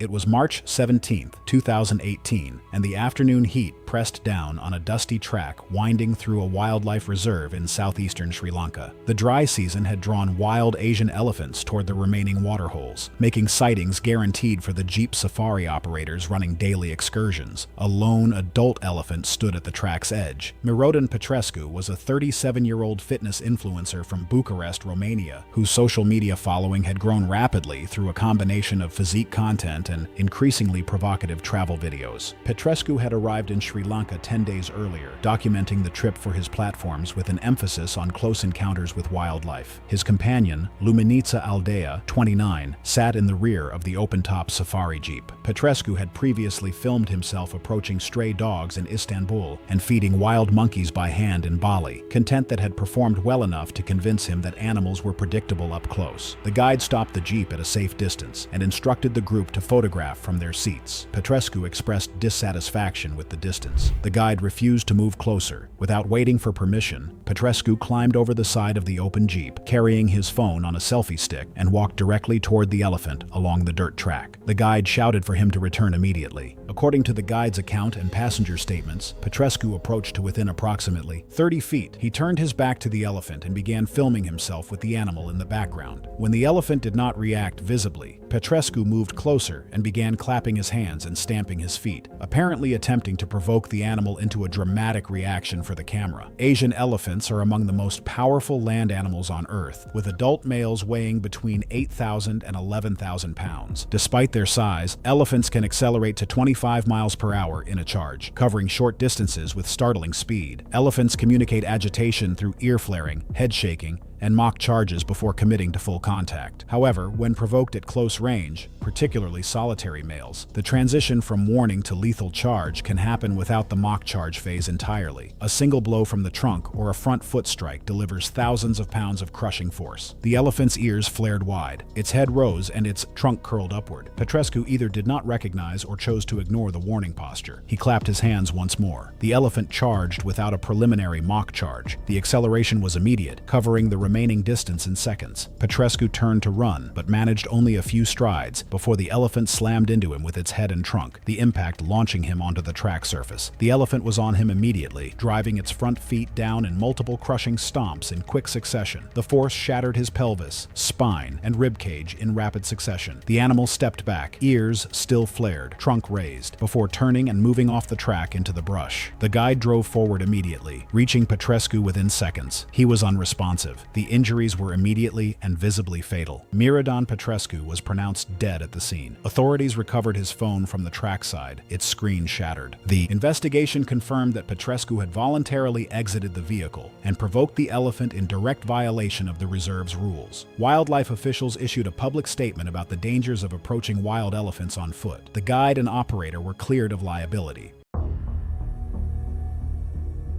It was December 11, 2015, and the Zambezi River flowed past Victoria Falls with deceptive tranquility, its muddy waters hiding some of Africa's most dangerous predators beneath their placid surface. Kevin O'Brien had been staying at a backpacker lodge near the falls for 3 days, drinking heavily with other travelers and seeking increasingly dangerous thrills to impress his new friends. The 24-year-old Irish graduate had been traveling through Africa for 2 months, documenting his adventures on social media and constantly pushing the boundaries of acceptable risk. Kevin O'Brien had arrived in Africa fresh from university with a degree in business and a trust fund that allowed him to travel indefinitely without working. His social media accounts were filled with photos of bungee jumping, whitewater rafting, and other extreme activities, each post designed to showcase his fearlessness and adventurous spirit. Kevin's need for validation through dangerous stunts had escalated throughout his trip, with each new activity requiring greater risk to generate the same level of excitement. The Backpacker Lodge, where Kevin was staying, catered to young adventure tourists, offering cheap accommodation and easy access to extreme sports activities. The lodge's bar was a gathering place for travelers sharing stories of their exploits and daring each other to attempt increasingly dangerous feats. Kevin had quickly established himself as the most reckless member of the group, often accepting dares that other travelers considered too dangerous. That evening, Kevin had been drinking heavily with a group of fellow backpackers when the conversation turned to swimming in the Zambezi River. Local staff and experienced travelers had warned against entering the water due to the presence of Nile crocodiles, but Kevin dismissed these warnings as exaggerated attempts to control tourist behavior. Nile crocodiles are among the world's most dangerous reptiles, with adult males reaching lengths of 20 feet and weights exceeding 1,500 pounds. These apex predators are perfectly adapted for ambush hunting, capable of remaining motionless for hours while waiting for prey to approach. Their explosive attack speed and bone-crushing bite force make them responsible for hundreds of human deaths annually across Africa. Nile crocodiles are particularly dangerous in areas near tourist activities, as they often associate human presence with easy feeding opportunities. Around dawn, Kevin accepted a dare from other backpackers to swim across a section of the Zambezi known for its crocodile population. Despite warnings from lodge staff and the obvious danger of the murky water, Kevin's alcohol-impaired judgment and need to maintain his reputation for fearlessness overrode his survival instincts. Kevin entered the water at a popular fishing spot where local guides had reported recent crocodile sightings. The river appeared calm and peaceful in the early morning light, but the murky water made it impossible to see more than a few inches below the surface. Kevin began swimming toward the opposite bank, his strokes creating ripples and splashing sounds that carried far through the quiet morning air. A massive Nile crocodile, over 16 feet in length, had been hunting in the area and detected Kevin's movement in the water from several hundred meters away. The ancient predator began approaching with the patience and stealth that had made crocodiles successful hunters for millions of years, remaining completely submerged as it closed the distance to its prey. Kevin was halfway across the river when the crocodile struck, the massive reptile launching itself from the depths with explosive force. The crocodile's jaws clamped down on Kevin's leg with bone-crushing pressure, the impact driving him underwater as the predator began its signature death roll. The crocodile spun rapidly in the water, using its massive weight and powerful tail to disorient Kevin while maintaining its deadly grip. Each rotation caused additional trauma as the reptile's teeth tore through muscle and bone, while the spinning motion made it impossible for Kevin to surface for air. Kevin's screams had alerted other travelers on the riverbank, but no rescue was possible once the crocodile had seized him. The massive reptile dragged Kevin into deeper water, where the death roll continued until his struggles ceased. The entire attack lasted less than 3 minutes, but the crocodile's grip never loosened. The crocodile disappeared beneath the murky water with Kevin's body, carrying its prey toward the deeper pools where it would cache the remains until ready to feed. Kevin's backpack and clothing were found on the riverbank, but his body was never recovered despite extensive search efforts by local authorities. The investigation revealed that Kevin had ignored multiple warnings about crocodile dangers and had entered the water while intoxicated. His death prompted the lodge to implement stricter security measures and better enforcement of river safety rules. But the tragedy highlighted the deadly consequences of treating African wildlife as entertainment. Kevin's death became a cautionary tale shared among backpacker communities about the importance of respecting local warnings and the deadly reality of African predators. His social media accounts, filled with increasingly dangerous stunts, served as a reminder of how the pursuit of thrills could lead to fatal consequences.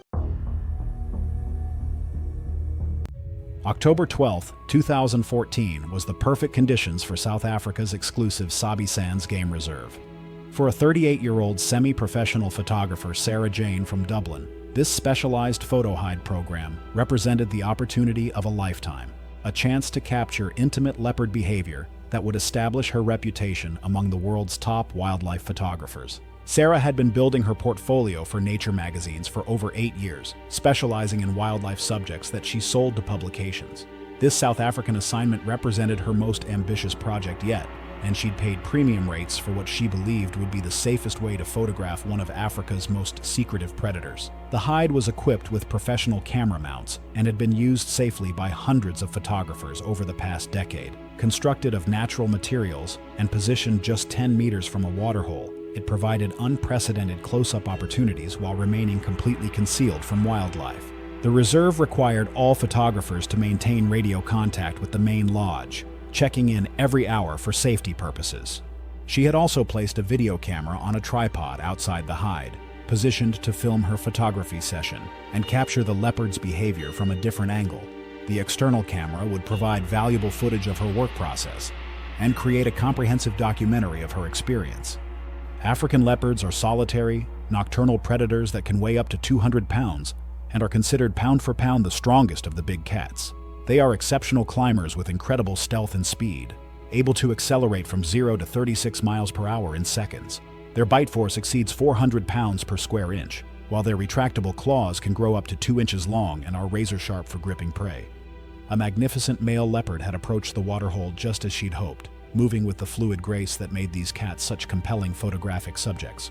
She began capturing frame after frame as the leopard drank, while her external video camera continued filming the entire encounter. The leopard finished drinking and began moving around the waterhole, his keen senses detecting something unusual about the photography hide. Male leopards are extremely territorial and investigate any changes in their environment with suspicious aggression. Sarah continued shooting as the leopard moved around the area, but suddenly the big cat disappeared from her view, vanishing into the dense vegetation with the silent stealth that made leopards such effective hunters. She waited patiently for several minutes, hoping the leopard would reappear for more shots. When her scheduled radio check-in time arrived, she made a decision that would cost her everything. She ignored the protocol, so focused on the potential for the perfect shot that she didn't want to risk the radio static scaring away the leopard if it returned. The lodge staff tried to reach her twice more over the next hour, but she had turned her radio volume down to avoid any noise. Concerned that her external video camera might have stopped recording or shifted position, Sarah made the fatal decision to leave the safety of the hide to check her equipment. She had been assured that the hide was completely safe and that leopards typically moved away from the area once they finished drinking. She quietly opened the hide's entrance and stepped outside to adjust her video camera, which appeared to have shifted slightly on its tripod. She was focused entirely on repositioning the camera when the leopard, who had been resting in nearby vegetation, detected her scent and movement through his acute senses. The 180-pound leopard launched his attack from less than 10 feet away, using his natural ambush hunting instincts to strike with explosive force. Sarah had no warning as the big cat's powerful legs propelled him through the air, claws extended and jaws open wide. The leopard's claws raked across her back and shoulders, opening deep gashes while his powerful jaws sought purchase on her neck. Her screams echoed across the waterhole, but she was alone and miles from any assistance. The attack was swift and methodical, the leopard's natural hunting instincts driving him to eliminate this perceived threat to his territory. Sarah's movements ceased within seconds as the leopard's swift and methodical assault overwhelmed her system. The big cat remained with her body for several minutes, his territorial instincts satisfied, before disappearing into the gathering darkness. When Sarah failed to respond to multiple radio calls, lodge staff immediately dispatched a search team.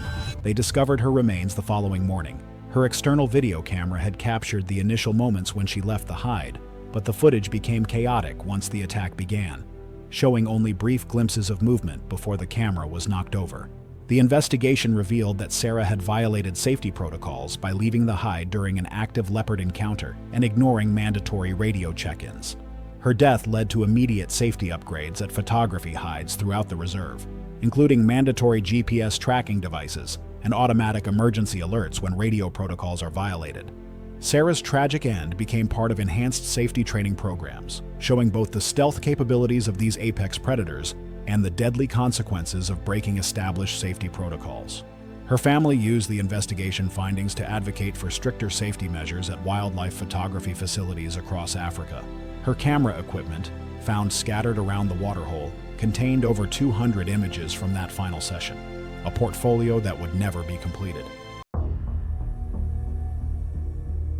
It was September 2, 2015, on the scrubby outskirts of the Masai Mara in Kenya, behind a budget lodge where kitchen lights cast a harsh rectangle onto bare dirt. Beyond the lit service corridor sat the trash pit, a shallow depression approximately 15 feet across, ringed with bones, plastic, and food waste, fully exposed once cooking ended and staff moved indoors, an area frequently visited by wildlife after dark. Jonel Cruz was 29, a Filipino electrician working aboard a cruise ship, accustomed to months below decks surrounded by engine noise, heat, and diesel fumes. His work involved tracing electrical faults and restoring systems under pressure. Co-workers described him as steady and methodical. This was his first extended vacation in years, assembled from leave days and low-cost bookings. He carried a mid-range phone and a power bank, using the camera in continuous record mode rather than live broadcast to document the trip. Marek Lis, 31, worked in a warehouse in southern Poland, loading pallets, driving forklifts, and taking overtime whenever available. He traveled to Kenya after a late cancellation dropped airfare sharply. At home, he avoided risks, but consumed alcohol steadily that evening. Around other travelers, he drank quickly, laughed loudly, and stood closer than necessary. The lodge lay outside park boundaries, inexpensive and loosely regulated, with limited enforcement once night fell.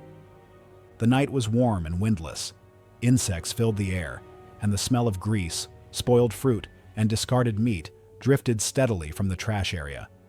Soft whooping and chuffing sounds carried intermittently from the darkness, originating within 50 to 75 feet of the service corridor, close enough to be unmistakable. The sounds indicated hyenas were already nearby and stationary. Spotted hyenas are active hunters as well as scavengers, highly social and capable of coordinated attacks. Adults commonly weigh between 90 and 150 pounds, with dense forequarters, powerful neck muscles, and jaws adapted to crush bone. Near lodges, they become habituated to human light and waste patterns. Intentional feeding at close range is a documented trigger for investigative advances that can escalate rapidly to attack behavior. Warnings were visible. A laminated sign by the kitchen door banned wildlife feeding and restricted the trash area after dark. Earlier, a cook told Janelle and Merrick that hyenas entered nightly and scraps were to be dumped and left alone. A night guard waved them away once, then disengaged when they returned carrying drinks. A fixed security camera above the service corridor covered the trash pit and surrounding ground. Janelle activated his phone camera behind the kitchen, holding it chest high in a continuous recording. He tossed meat scraps toward the edge. At least 4 hyenas were visible moving in and out of the light cone. One advanced more directly, head low, ears forward, stopping and starting. Merrick stepped into frame, extending a scrap at arm's length. The hyena did not take it, and instead circled closer as additional eye reflections appeared beyond the pit. The first clear change captured on both cameras was the sudden absence of sound. Vocalizations stopped almost simultaneously. Movement accelerated at once. Merrick stepped backward without looking. He fell onto his left side, striking hip and elbow hard enough to knock his upper body partially out of frame. He did not regain footing before the animals reached him. The security camera captured the full approach from above. The nearest hyena bypassed Merrick's hands and arms and drove its jaws into the lower body, closing over the groin through clothing and soft tissue in a single bite. Merrick's legs kicked reflexively, heels scraping concrete, as a second hyena clamped onto the lower abdomen and pulled backward. The footage shows sustained traction rather than shaking, consistent with pack-feeding behavior. Janelle's recording jolted as he stepped forward, then froze. Within seconds, the abdominal wall failed under opposing force. The injury widened as the animals pulled in different directions, bracing with shoulders and necks. Blood spread rapidly across dirt and concrete. Merrick's screams dropped to strained, intermittent sounds as blood loss increased and breathing became shallow. He attempted to push up on one arm, but repeated bites to the pelvis and abdomen prevented leverage. Janelle moved closer. One hyena pivoted and bit into his forearm, canines penetrating deeply and maintaining grip. When he pulled back, the skin tore further under tension. Another animal clamped onto his right calf and shook laterally, causing immediate instability. Janelle collapsed to one knee and crawled backward, leaving a continuous smear of blood. The footage shows the hyenas briefly disengage, then reattach to Merrick as his movement diminished. A kitchen worker triggered the lodge alarm after hearing sustained screaming, and the night guard radioed the nearest ranger post to report an active hyena attack. An armed ranger vehicle arrived approximately 11 minutes later, headlights sweeping the area. A warning shot was fired into open ground. The hyenas withdrew, some carrying tissue away from the illuminated zone. Merrick was unresponsive when rangers reached him, with catastrophic abdominal and pelvic trauma immediately visible. Janelle remained conscious but unable to stand, bleeding heavily from deep bite wounds. The coroner later listed Merrick's cause of death as rapid exsanguination from massive soft tissue destruction, including torn groin structures and ruptured pelvic vessels. Death was consistent with hemorrhagic shock occurring within minutes of initial contact. Janelle was transported to a regional hospital and survived after emergency surgery, left with permanent nerve damage in the forearm and significant muscle loss in the calf. The service corridor was cleaned before morning operations. Security footage was duplicated internally before collection by authorities. Coverage never extended beyond a short local report. The lodge received a quiet fine and fenced the trash pit weeks later, a corrective measure directly prompted by the recorded footage. The trash pit was fenced weeks later, after footage showed how rapidly hesitation became fatal. It was November 11, 2014, when the first afternoon thunderstorms of the wet season swept across Zimbabwe's Hwange National Park ecosystem. The landscape was transforming from brown to green as fresh grass emerged from the red earth. For 37-year-old Gregor Paulsen, a commercial pilot from Oslo, and his wife Astrid, 35, this private bush camp represented the authentic African experience they had researched for over a year. The couple had specifically chosen a small, unfenced bush camp rather than a large lodge, seeking a more immersive wilderness experience. The camp consisted of 6 canvas tents arranged around a central fire pit and dining area, with minimal infrastructure separating guests from the surrounding bush. Management provided safety briefings upon arrival, warning that elephants, lions, and buffalo regularly moved through the area. Guests were instructed to never wander beyond the camp perimeter without a guide, and to treat all wildlife as dangerous, regardless of appearance. Gregor and Astrid had arrived 2 days earlier and had been impressed by the wildlife visible from camp. Buffalo herds regularly grazed in open areas roughly 100 yards from the tents, and the couple had photographed the animals extensively from the safety of the camp boundary. Gregor had grown comfortable with the buffalo's presence, commenting repeatedly that they looked peaceful and reminded him of cattle. Cape buffalo are considered one of Africa's most dangerous animals, responsible for more hunter and tourist deaths than any other species, except hippopotamus. Adult bulls weigh up to 1,900 pounds and possess a temperament that makes them unpredictable and aggressive. They have excellent memories and are known to ambush threats, sometimes tracking perceived dangers for extended periods. Their massive horns can span up to 6 feet across and are fused at the base to form a solid shield capable of deflecting bullets.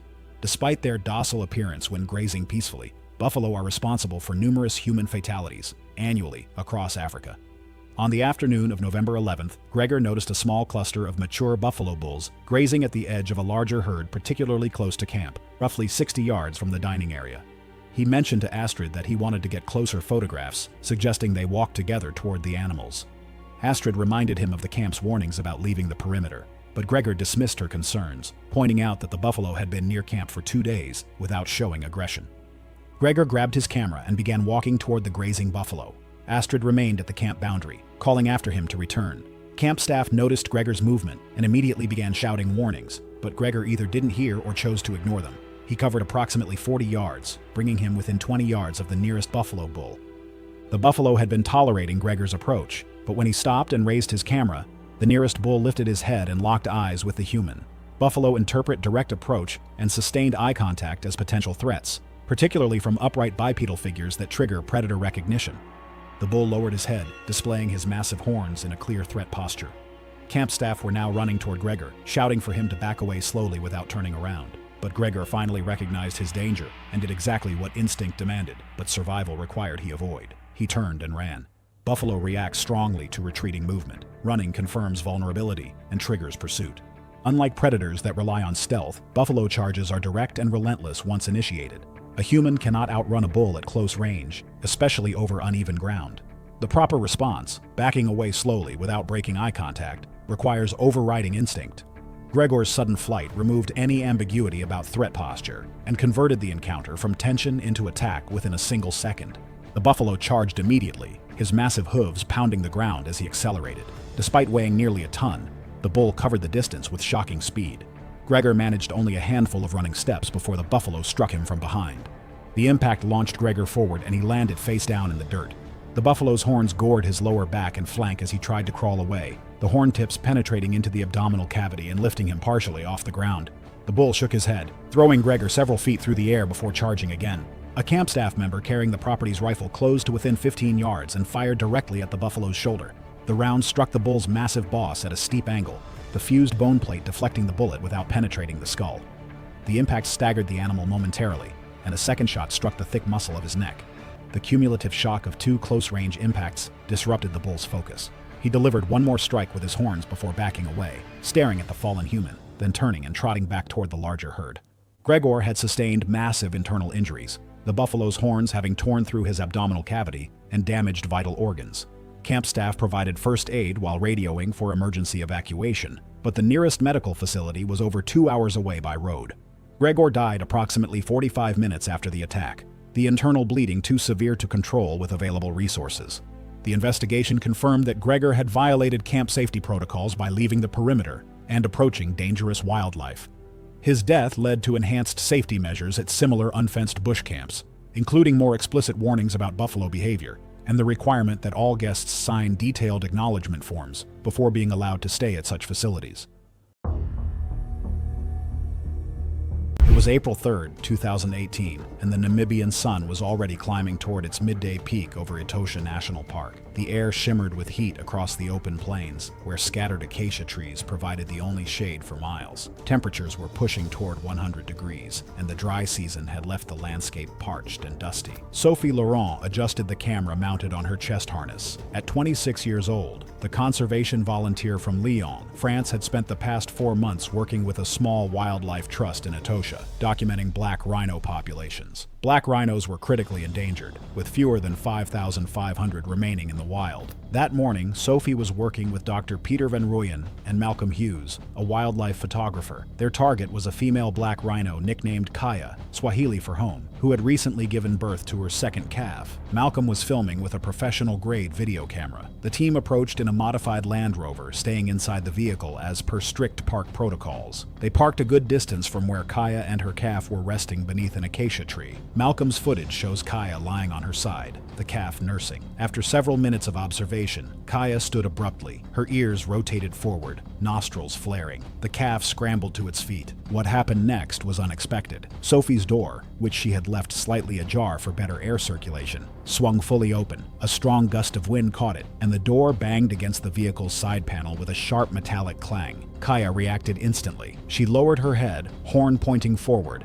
and charged toward the sound. Dr. Van Rooyen called out for Sophie to close the door and told their driver, Johannes Amukoshi, to drive. Johannes started the engine and began accelerating, but the Land Rover was slow to build speed on the soft sand. Black rhinos are among the most dangerous animals in Africa, capable of weighing up to 3,000 pounds. Despite their massive bulk, they can run at speeds exceeding 35 miles per hour, faster than most humans can sprint. Their horn can gore and kill with devastating efficiency. When protecting their young, black rhino mothers become living weapons. Though their eyesight is poor, they charge aggressively toward any perceived threat, using sound and movement to guide them. Sophie lunged for her door, trying to pull it shut, but the wind resistance made it difficult. The door swung partially closed, then banged open again. Sophie was leaning out, both hands gripping the door handle. Kaya reached the vehicle in seconds. Her horn struck the open door with tremendous force, tearing it partially free. Sophie, still gripping the handle, was pulled halfway out of the moving vehicle. Malcolm's camera shows Sophie dangling from the Land Rover's side. Dr. Van Rooyen grabbed her arms, trying to pull her back in. Johannes accelerated harder, the vehicle bouncing violently. The damaged door continued to bang and swing, creating more noise and movement. Kaya charged again at the moving vehicle, her massive bulk slamming into the side. The impact caught Sophie's exposed body, and the force knocked her completely free. She hit the ground hard. Kaya stood her ground nearby, snorting aggressively, her calf safely positioned behind her. The rhino's behavior was textbook maternal defense. She made no attempt to pursue the vehicle further, instead positioning herself between her calf and the perceived danger. Dr. Van Rooyen called out from the vehicle as he watched Sophie's motionless form on the ground, knowing they couldn't approach while Kaya remained in defensive posture. Malcolm's camera captured the moment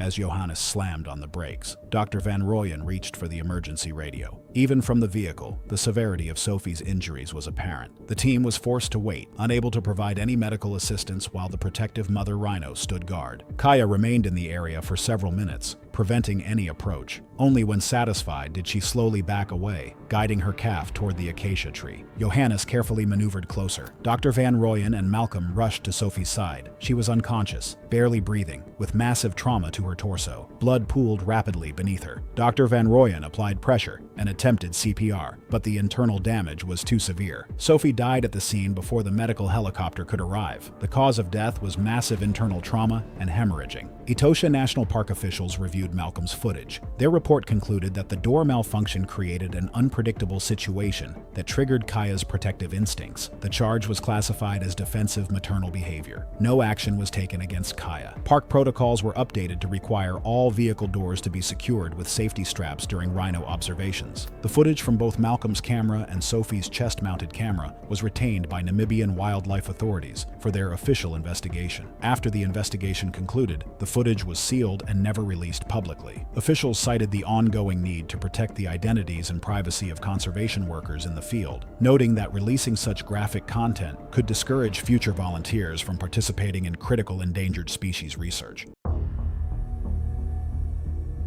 It was May 21, 2017, and the dry season heat hung over a remote wildlife safari lodge east of Darwin in Australia's Northern Territory. The lodge sat along a tidal river system with one of the densest saltwater crocodile populations in the region. Bright yellow warning signs lined every accessible stretch of riverbank. Tavish Breckenridge was a 28-year-old electrician from Manchester, England, 18 months into an extended working holiday across Australia. Breckenridge had booked a 3-night stay at the lodge on the recommendation of co-workers at a nearby cattle station, where he had spent the previous weeks employed. He had developed a casual attitude toward the territory's wildlife warnings, which he had described to co-workers as excessive. He had joked on multiple occasions about swimming in a billabong to prove the warnings were overblown, a remark his co-workers would later recall with uncomfortable clarity during interviews with investigators. The lodge's safety briefing upon check-in had been direct. Guests were forbidden from entering the river under any circumstances. All river-based activities were conducted from vessels operated by trained guides. The manager explained that crocodiles frequented the shallows directly below the property, particularly during the dry season, when receding water concentrated animals into smaller stretches. On his second evening, Breckenridge and 2 fellow guests spent several hours drinking on the lodge's deck overlooking the river. As dusk settled, Breckenridge announced he intended to cool off in a shallow pool visible from the deck, where a natural rock shelf appeared to separate a calm pocket of water from the main channel, though the waters remained connected beneath the surface. A warning sign stood at the top of the bank access path, accompanied by a newer sign featuring a crocodile silhouette displayed in bold lettering. Both companions refused to join him, one pointing directly at the sign. A staff member who overheard told Breckenridge the pool was well within crocodile territory and that entering the water after dark was effectively suicidal. Breckenridge dismissed the warning. According to his companion's later statements, Breckenridge removed his boots and descended the bank path, wading into the pool as the last light faded. The water was murky from tidal sediment, with visibility near zero below the surface. He waded to approximately waist depth, roughly 20 feet from shore. Saltwater crocodiles are the largest living reptiles on Earth, with dominant males in Australia's Northern Territory regularly exceeding 16 feet and weighing over 1,500 pounds. These apex predators possess one of the most powerful bites of any living animal, capable of crushing bone and tearing apart prey during a death roll. Their attack relies on remaining motionless in murky water before launching with explosive speed, clamping onto a victim, and initiating a death roll, a violent spinning maneuver that disorients prey and tears tissue before the crocodile drags its victim beneath the surface to drown. The crocodile had been resting motionless in the deeper water beyond the rock ledge, concealed entirely beneath the turbid surface. Scene reconstruction determined the animal struck from only a short distance. According to the 2 witnesses on the bank, the water erupted without warning. Massive jaws clamped around Breckenridge's torso, and the crocodile immediately pulled him beneath the surface. His companions reported a brief period of violent churning before the water went still. The entire attack lasted less than 10 seconds. Lodge staff initiated emergency protocols immediately. Rangers located the crocodile in a downstream pool 2 days later. Partial remains were recovered, confirming the victim's identity. The investigation confirmed that Breckenridge had entered the water voluntarily, after dark, in direct violation of the lodge's safety rules, and after receiving a direct verbal warning from staff. Toxicology analysis suggested significant alcohol consumption prior to the incident. The lodge and its staff were cleared of liability.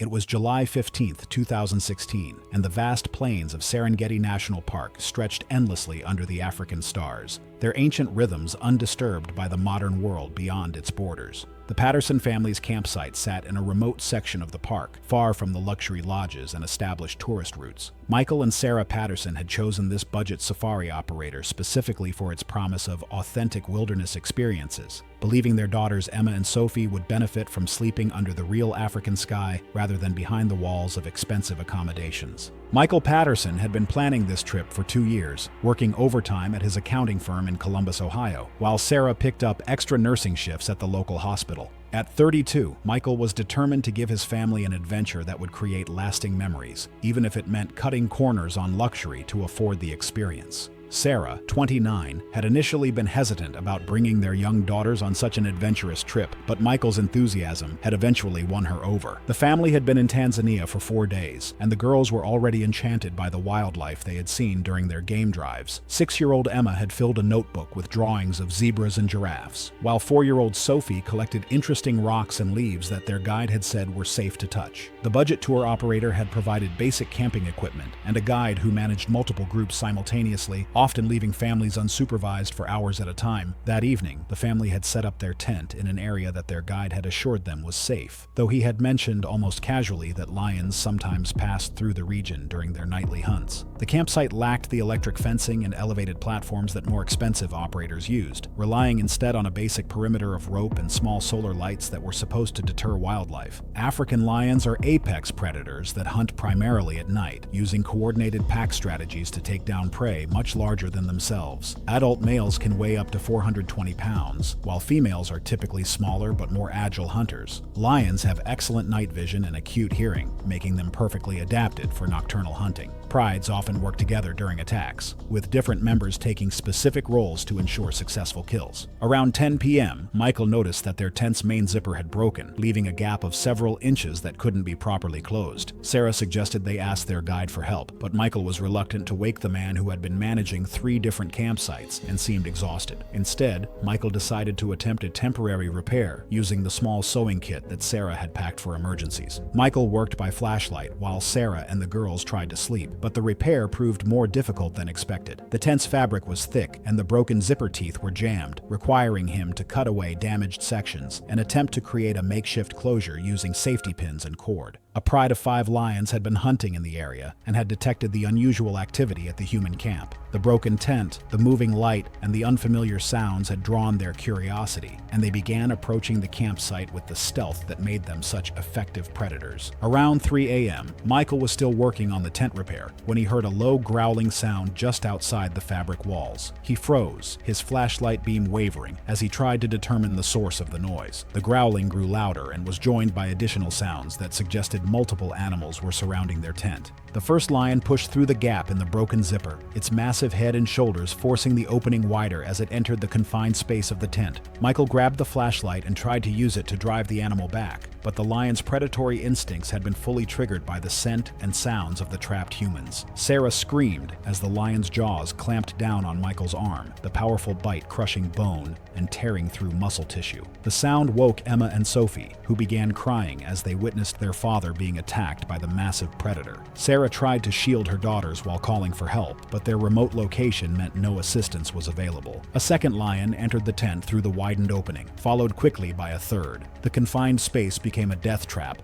as the pride's coordinated hunting instincts took over. Michael's attempts to fight back were futile against the lion's superior strength and natural weapons, his injuries from the first attack leaving him unable to effectively protect his family. The lion's attack was swift and methodical, their natural hunting behaviors adapted perfectly for taking down multiple prey in a confined space. Emma and Sophie's cries were cut short as the pride's attack continued, the lion's powerful jaws and claws inflicting fatal injuries on all 4 family members within minutes. The guide discovered the scene at dawn when he arrived to check on the family's campsite. The lions had departed hours earlier, leaving behind a scene of devastation that would haunt him for the rest of his life. Emergency services were called, but all 4 family members had died from massive trauma inflicted during the coordinated attack. The investigation revealed multiple safety violations by the tour operator, including inadequate campsite security, insufficient guide supervision, and failure to provide proper safety equipment. The company's permits were revoked, and new regulations were implemented requiring electric fencing and armed guards at all camping sites in predator areas. The Patterson family's deaths sent shockwaves through the safari tourism industry and prompted their extended family to advocate for stricter safety standards for budget tour operators. The tragedy highlighted the deadly consequences of cutting corners on safety measures in one of the world's most dangerous environments. The summer of August 15, 2017 brought perfect safari conditions to Kenya's Masai Mara. Golden grasslands stretched endlessly under the scorching sun. And for Helen Rodriguez, a 42-year-old high school principal from Phoenix, This wasn't just another vacation. This was the dream trip she and her husband had saved 3 years to afford. Helen and her husband were celebrating their 20th wedding anniversary, and he was determined to document every moment with his handheld video camera. They were the perfect couple for an African adventure, both nature enthusiasts who had spent months planning this once-in-a-lifetime safari experience. What her husband captured on camera that day would become evidence in a tragic investigation. Their experienced guide had positioned the vehicle about 30 meters from a pride of lions resting under an acacia tree. He'd been leading safaris for 15 years and knew the perfect distance for photography while maintaining safety. But even the most experienced guides can't control human behavior when the desire for the perfect shot takes over. African lions are apex predators that can weigh up to 420 pounds and reach speeds of 35 miles per hour. Male lions are particularly territorial and aggressive, especially when protecting their pride. Their powerful jaws deliver a bite force of over 650 pounds per square inch, while their razor-sharp claws can grow up to 3 inches long. Helen had been taking photos from her seated position when she noticed her husband struggling to get clear shots over the vehicle's side panels. Despite the guide's repeated warnings that passengers must remain seated at all times, Helen made a decision that would cost her everything. She slowly stood up, gripping the roll bar for support, positioning herself for what she believed would be the perfect anniversary photo. The guide immediately began speaking firmly, telling her to sit down, but Helen was already leaning over the vehicle's side, lost in the excitement of capturing the African wilderness behind her. Her husband kept filming, completely unaware that he was about to document the most horrific moment of his life. That's when everything went catastrophically wrong. The footage shows the big male lion suddenly looking up at Helen's movement and the sound of her shifting position. The massive cat rose to his feet, ears forward, alert to this unusual disturbance.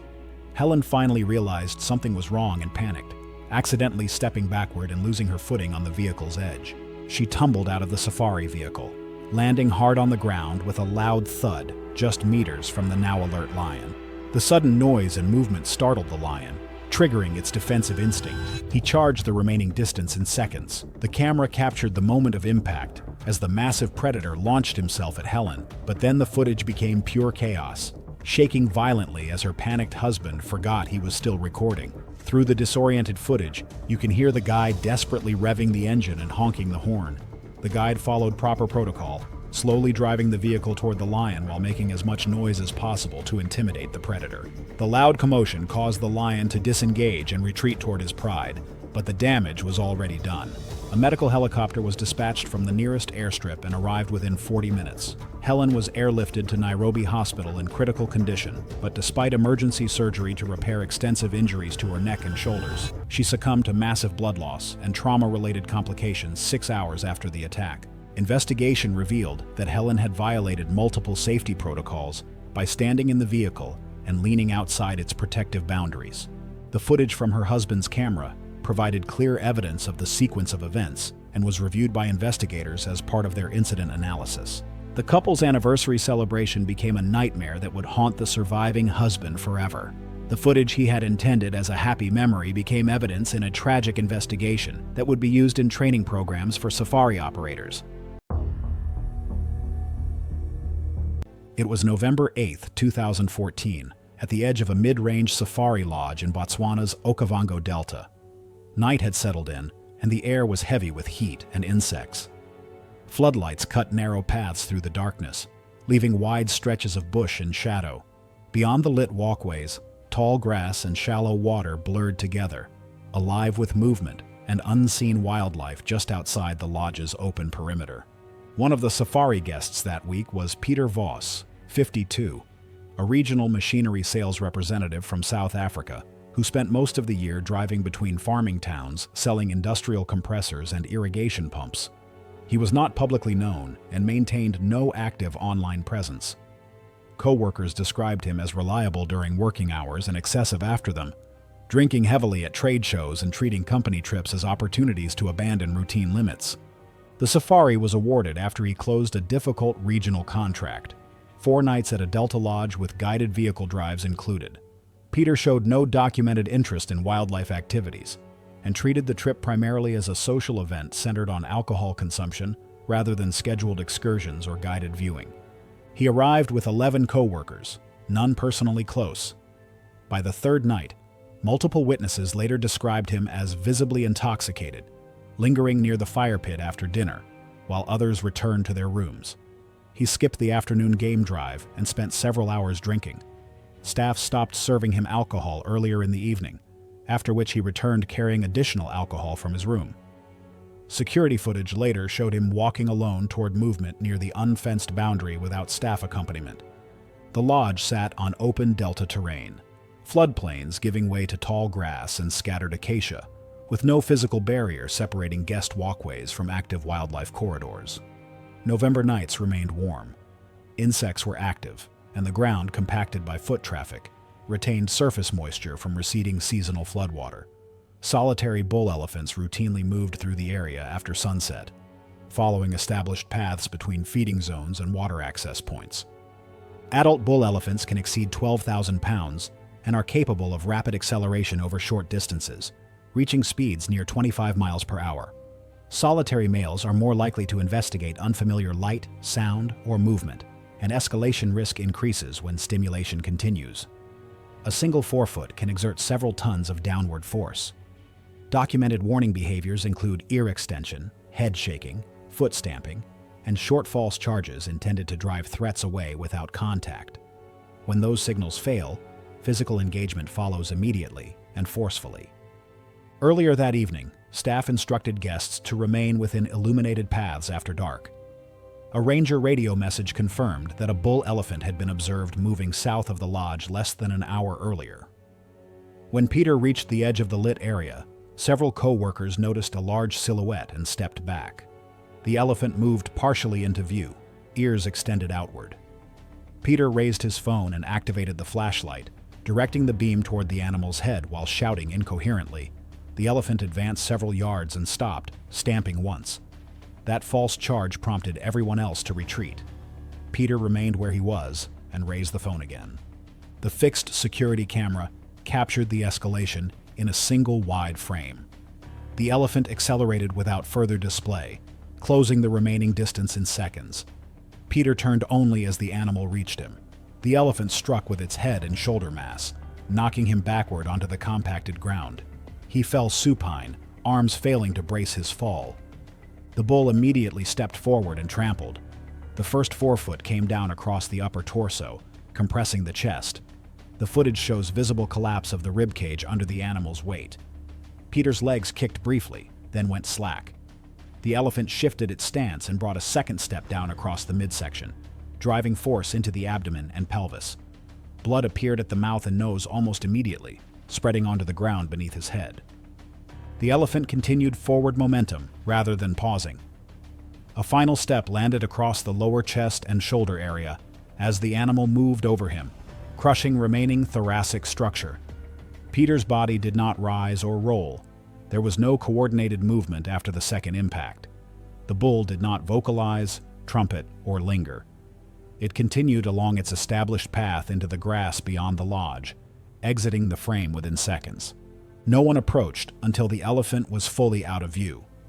A lodge manager contacted wildlife authorities and emergency medical services via satellite phone, and guests were instructed to remain indoors. Dispatch records later confirmed responders were mobilized within 3 minutes. Rangers and paramedics arrived 27 minutes after the incident. Peter was pronounced dead at the scene, with no resuscitation attempted due to catastrophic trauma. A subsequent coroner report listed the cause of death as massive blunt force trauma from trampling, including extensive rib fractures, internal organ rupture, and secondary cranial injury from ground impact. Death was assessed to have occurred within seconds of initial chest compression. Toxicology results showed a significantly elevated blood alcohol concentration. In the days that followed, the lodge cooperated with authorities and reviewed the footage internally. Coverage remained limited to a brief local notice describing a wildlife-related fatality. Peter's family declined public comment. The lodge installed additional perimeter lighting, reinforced guest movement restrictions, and imposed stricter nighttime alcohol controls. The security camera remained in place, continuing to record without modification, its frame holding only what was left behind. It was July 19, 2015, when the winter sun hung high over a private self-drive game reserve in South Africa's Northwest Province. The dry season had transformed the Bushveld into a landscape of golden grass and scattered acacia trees. For 34-year-old Theron Breitenbach, a software developer from Cape Town, this self-drive safari represented a long-awaited opportunity to test his new camera equipment worth over $8,000. Theron had planned this trip for 6 months, convincing his girlfriend Mariska to join him for the 3-day weekend expedition. He had studied photography for 2 years and was building a portfolio he hoped would transition into professional wildlife work.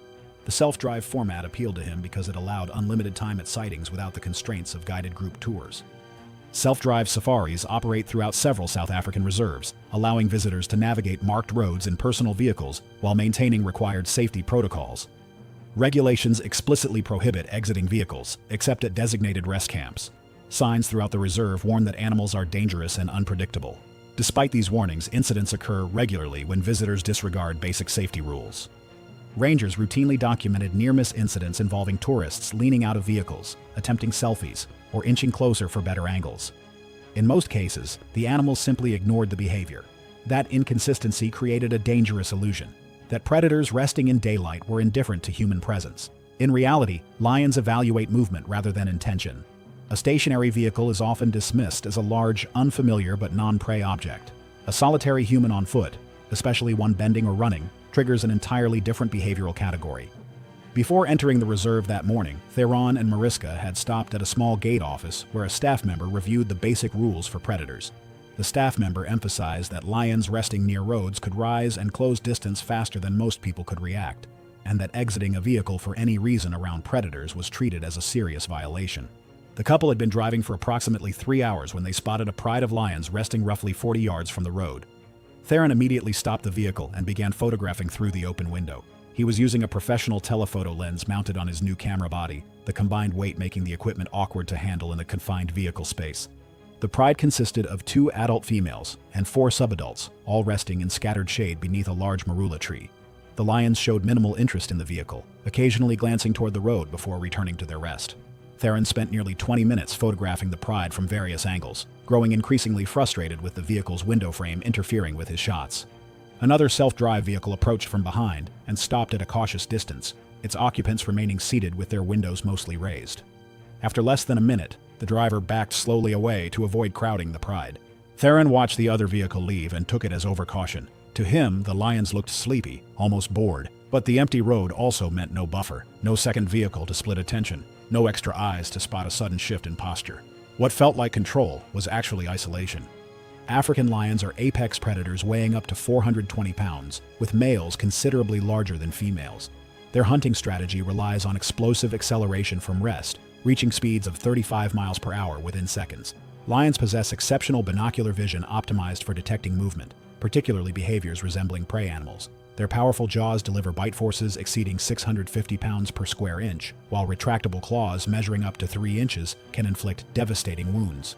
When prey-like behavior triggers their hunting instinct, the response is immediate and overwhelming. Theron was repositioning his camera when his grip slipped. The expensive equipment tumbled from his hands, falling through the open window and landing in the dirt roughly 6 feet from the vehicle. He stared at the camera for several seconds before reaching for the door handle. Mariska reached across the center console, grabbing his arm and pulling him back toward his seat. Theron pulled free and opened the door. He stepped out of the vehicle, leaving the door open behind him as he moved quickly toward his fallen camera. The entire sequence took less than 5 seconds. He bent down and grabbed the camera, brushing dirt from the lens housing. That was when the nearest lioness lifted her head. The sudden human movement at ground level triggered her attention. Theron was crouched low, his posture and motion resembling prey behavior. The lioness rose to her feet, ears forward, her focus locked entirely on the movement. The change was subtle but immediate. Her posture shifted from passive rest to forward engagement, weight transferring toward her front limbs. Lions conserve energy during the day, but when prey-like motion appears within range, hesitation disappears. Theron was now exposed and on foot, upright, and moving erratically in open ground. From the lioness's perspective, the situation had simplified into opportunity rather than curiosity. The short distance meant there would be no extended stalk, only a direct burst of acceleration. Theron turned back toward the vehicle. His movement away from the lioness resembled fleeing prey, and the predator's instinct took over. She charged, covering the 40 yards in approximately 4 seconds. Mariska remained inside the vehicle, unable to intervene. Theron managed 2 running steps before the lioness struck him from behind. Her momentum drove him face first into the ground, the camera flying from his hands. Her claws raked across his back as she landed on him, her weight pinning him flat.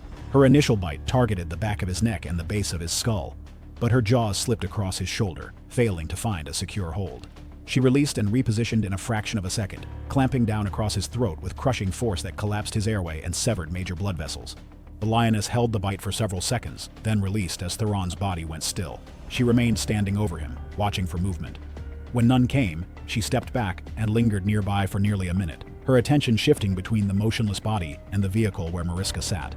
Eventually, the lioness turned and moved back toward the Pride, settling into the shade without further investigation. Mariska used the vehicle radio to call for help. Rangers already patrolling the sector reached the scene approximately 20 minutes later. Theron had lost consciousness within seconds of the throat bite and died shortly afterward from rapid blood loss. The investigation confirmed he had violated reserve regulations by exiting his vehicle in the presence of dangerous animals.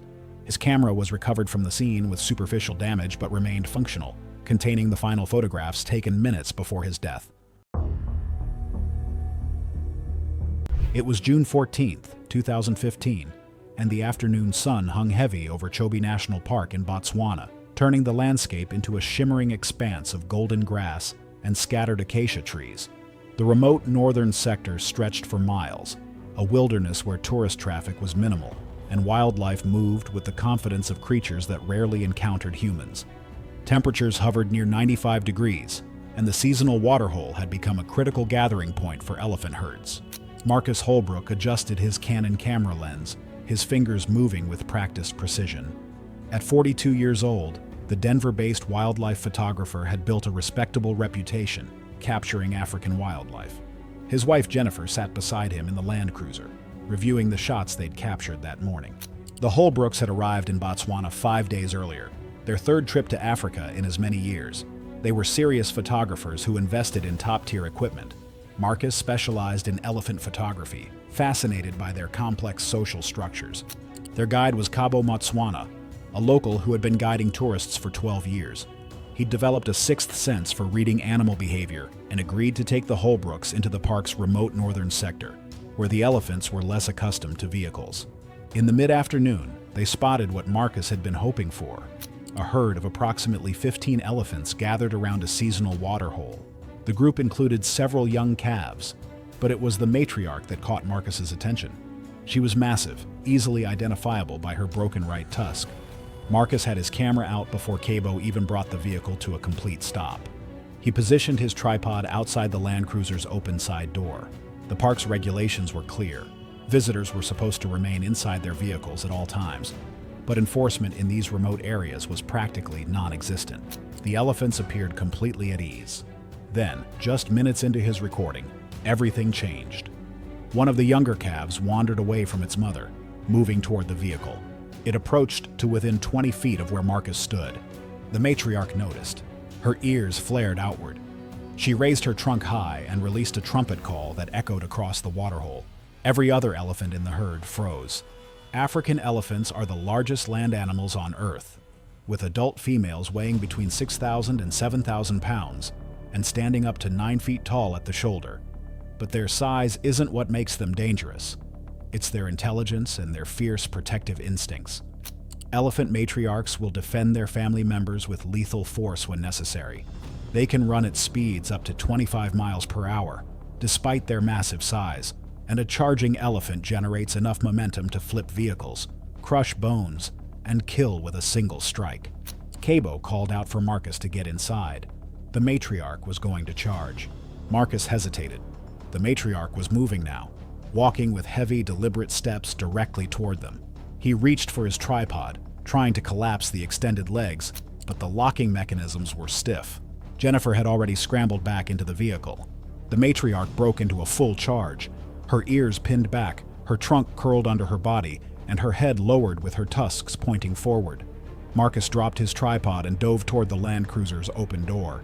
His hands found the door frame just as Kabo threw the vehicle into reverse. Marcus was half inside, his legs still dangling outside, when the matriarch reached them. Her massive head struck the vehicle's side panel with the force of a wrecking ball. The entire Land Cruiser rocked violently.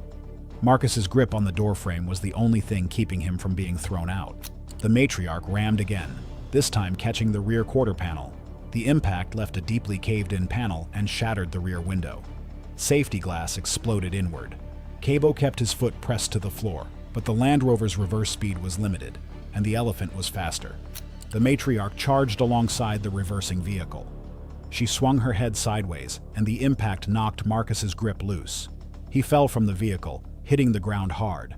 Before he could even attempt to stand, the matriarch was on him. Her tusks came down with devastating force, goring through his chest. The massive elephant pressed her weight onto him, crushing his ribcage and vital organs. Marcus's body went still within seconds. Cabo slammed on the brakes. The matriarch stood over Marcus's body, trumpeting aggressively at the vehicle. Jennifer remained inside the Land Cruiser, while Cabo physically blocked her from attempting to exit. Any movement toward the matriarch would likely result in another attack. Cabo radioed for emergency assistance while keeping the vehicle at a safe distance. The matriarch remained standing over Marcus's body for nearly 10 minutes before finally returning to her herd. The other elephants had remained in a defensive formation throughout the entire incident, protecting the calves while their matriarch dealt with the perceived threat. Park rangers arrived within the hour. They confirmed Marcus was dead at the scene. Massive chest trauma and internal injuries incompatible with life. Officials reviewed Marcus's recovered footage. The video clearly showed the Holbrooks operating their cameras outside the vehicle, a direct violation of park regulations.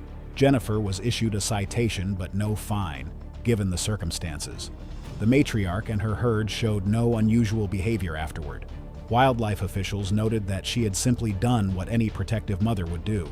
The footage Marcus captured in his final moments was used in park safety training videos as a cautionary tale, but was never released to the public. Park officials determined that out of respect for Jennifer and the Holbrook family, the graphic nature of the attack should remain restricted to professional training contexts only. It was February 4, 2015, when an open-top safari vehicle carrying 6 tourists departed the main gate of a tiger reserve in Madhya Pradesh, central India. The reserve's dense sal forests and bamboo thickets sheltered one of India's densest populations of Bengal tigers, with over 50 individuals tracked within the park's boundaries. Ghislain Mertens was a 44-year-old diamond trader from Antwerp, Belgium, who had traveled to India specifically to photograph Bengal tigers in the wild. Mertens had invested heavily in camera equipment and had booked 4 consecutive morning safaris to maximize his chances of a close sighting. His first 2 drives had produced only distant glimpses, and his impatience was noted by the assigned naturalist guide. The vehicle's driver, a veteran of over 8 years navigating the reserve's network of dirt tracks, operated the diesel vehicle at low speed along a route known for regular tiger activity. Park regulations were non-negotiable. Passengers were forbidden from exiting the vehicle under any circumstances. Standing was prohibited, and all visitors were required to remain seated with limbs inside the vehicle at all times. The guide reiterated these rules before departure. Approximately 90 minutes into the drive, the vehicle rounded a bend and stopped. A tigress lay in a sandy clearing roughly 60 feet from the track, partially concealed by low scrub. The guide noted through binoculars that she was accompanied by 2 cubs, barely visible in the undergrowth beside her. He whispered this information to the passengers and cautioned absolute stillness and silence. Mertens began photographing rapidly, but the angle from his seat placed a branch directly across his frame. He shifted positions twice, then stood from his seat to shoot over the obstruction. The guide pulled him down immediately. The tigress had not reacted, her head resting on her paws, apparently undisturbed. What happened next was pieced together from statements by the 5 other passengers and the guide. Mertens quietly moved toward the rear of the vehicle, swung one leg over the low side panel, and dropped to the ground on the opposite side from the tigress. The guide grabbed for his arm but missed. Mertens moved several paces from the vehicle into the open, apparently attempting to reposition for a clear shot of the tigress and her cubs without the obstructing branches. Bengal tigers are apex predators capable of weighing over 500 pounds, with muscular builds designed for explosive ambush attacks. A tiger can cover short distances at speeds exceeding 35 miles per hour and bring down prey several times its own weight. Tigresses with cubs are among the most dangerous animals in any forest. Their defensive threshold drops dramatically, and perceived threats to offspring trigger immediate violent responses. A tiger's canines can exceed 3 inches, and their claws, capable of disemboweling large prey, make even a single swipe potentially fatal. The tigress registered the human figure separating from the vehicle's silhouette. According to passenger accounts, she transitioned from rest to full charge in less than a second. The distance closed before anyone could react. The tigress struck Mertens from the side with overwhelming force, driving him to the ground. Her jaws closed around his throat and neck, clamping down with a suffocating grip. The driver started the engine and revved it aggressively while the guide and passengers shouted. The Tigress released momentarily as the noise escalated, dropping Mertens and backing away. She held her position between him and the cubs, watching the vehicle, before finally withdrawing into the undergrowth. The guide and passengers pulled Mertens back into the vehicle. He appeared unresponsive from the moment the Tigress released him. The damage to his throat was catastrophic. The vehicle raced toward the park gate, radioing ahead for medical assistance, but Ghislaine Mertens was pronounced dead before reaching the nearest medical facility. Park authorities launched an investigation, confirming through passenger testimony and the guide's account that Mertens had voluntarily exited the vehicle in direct violation of park regulations. The Tigress and her cubs were not harmed. The reserve temporarily suspended safari operations for a safety review before resuming with enhanced enforcement measures.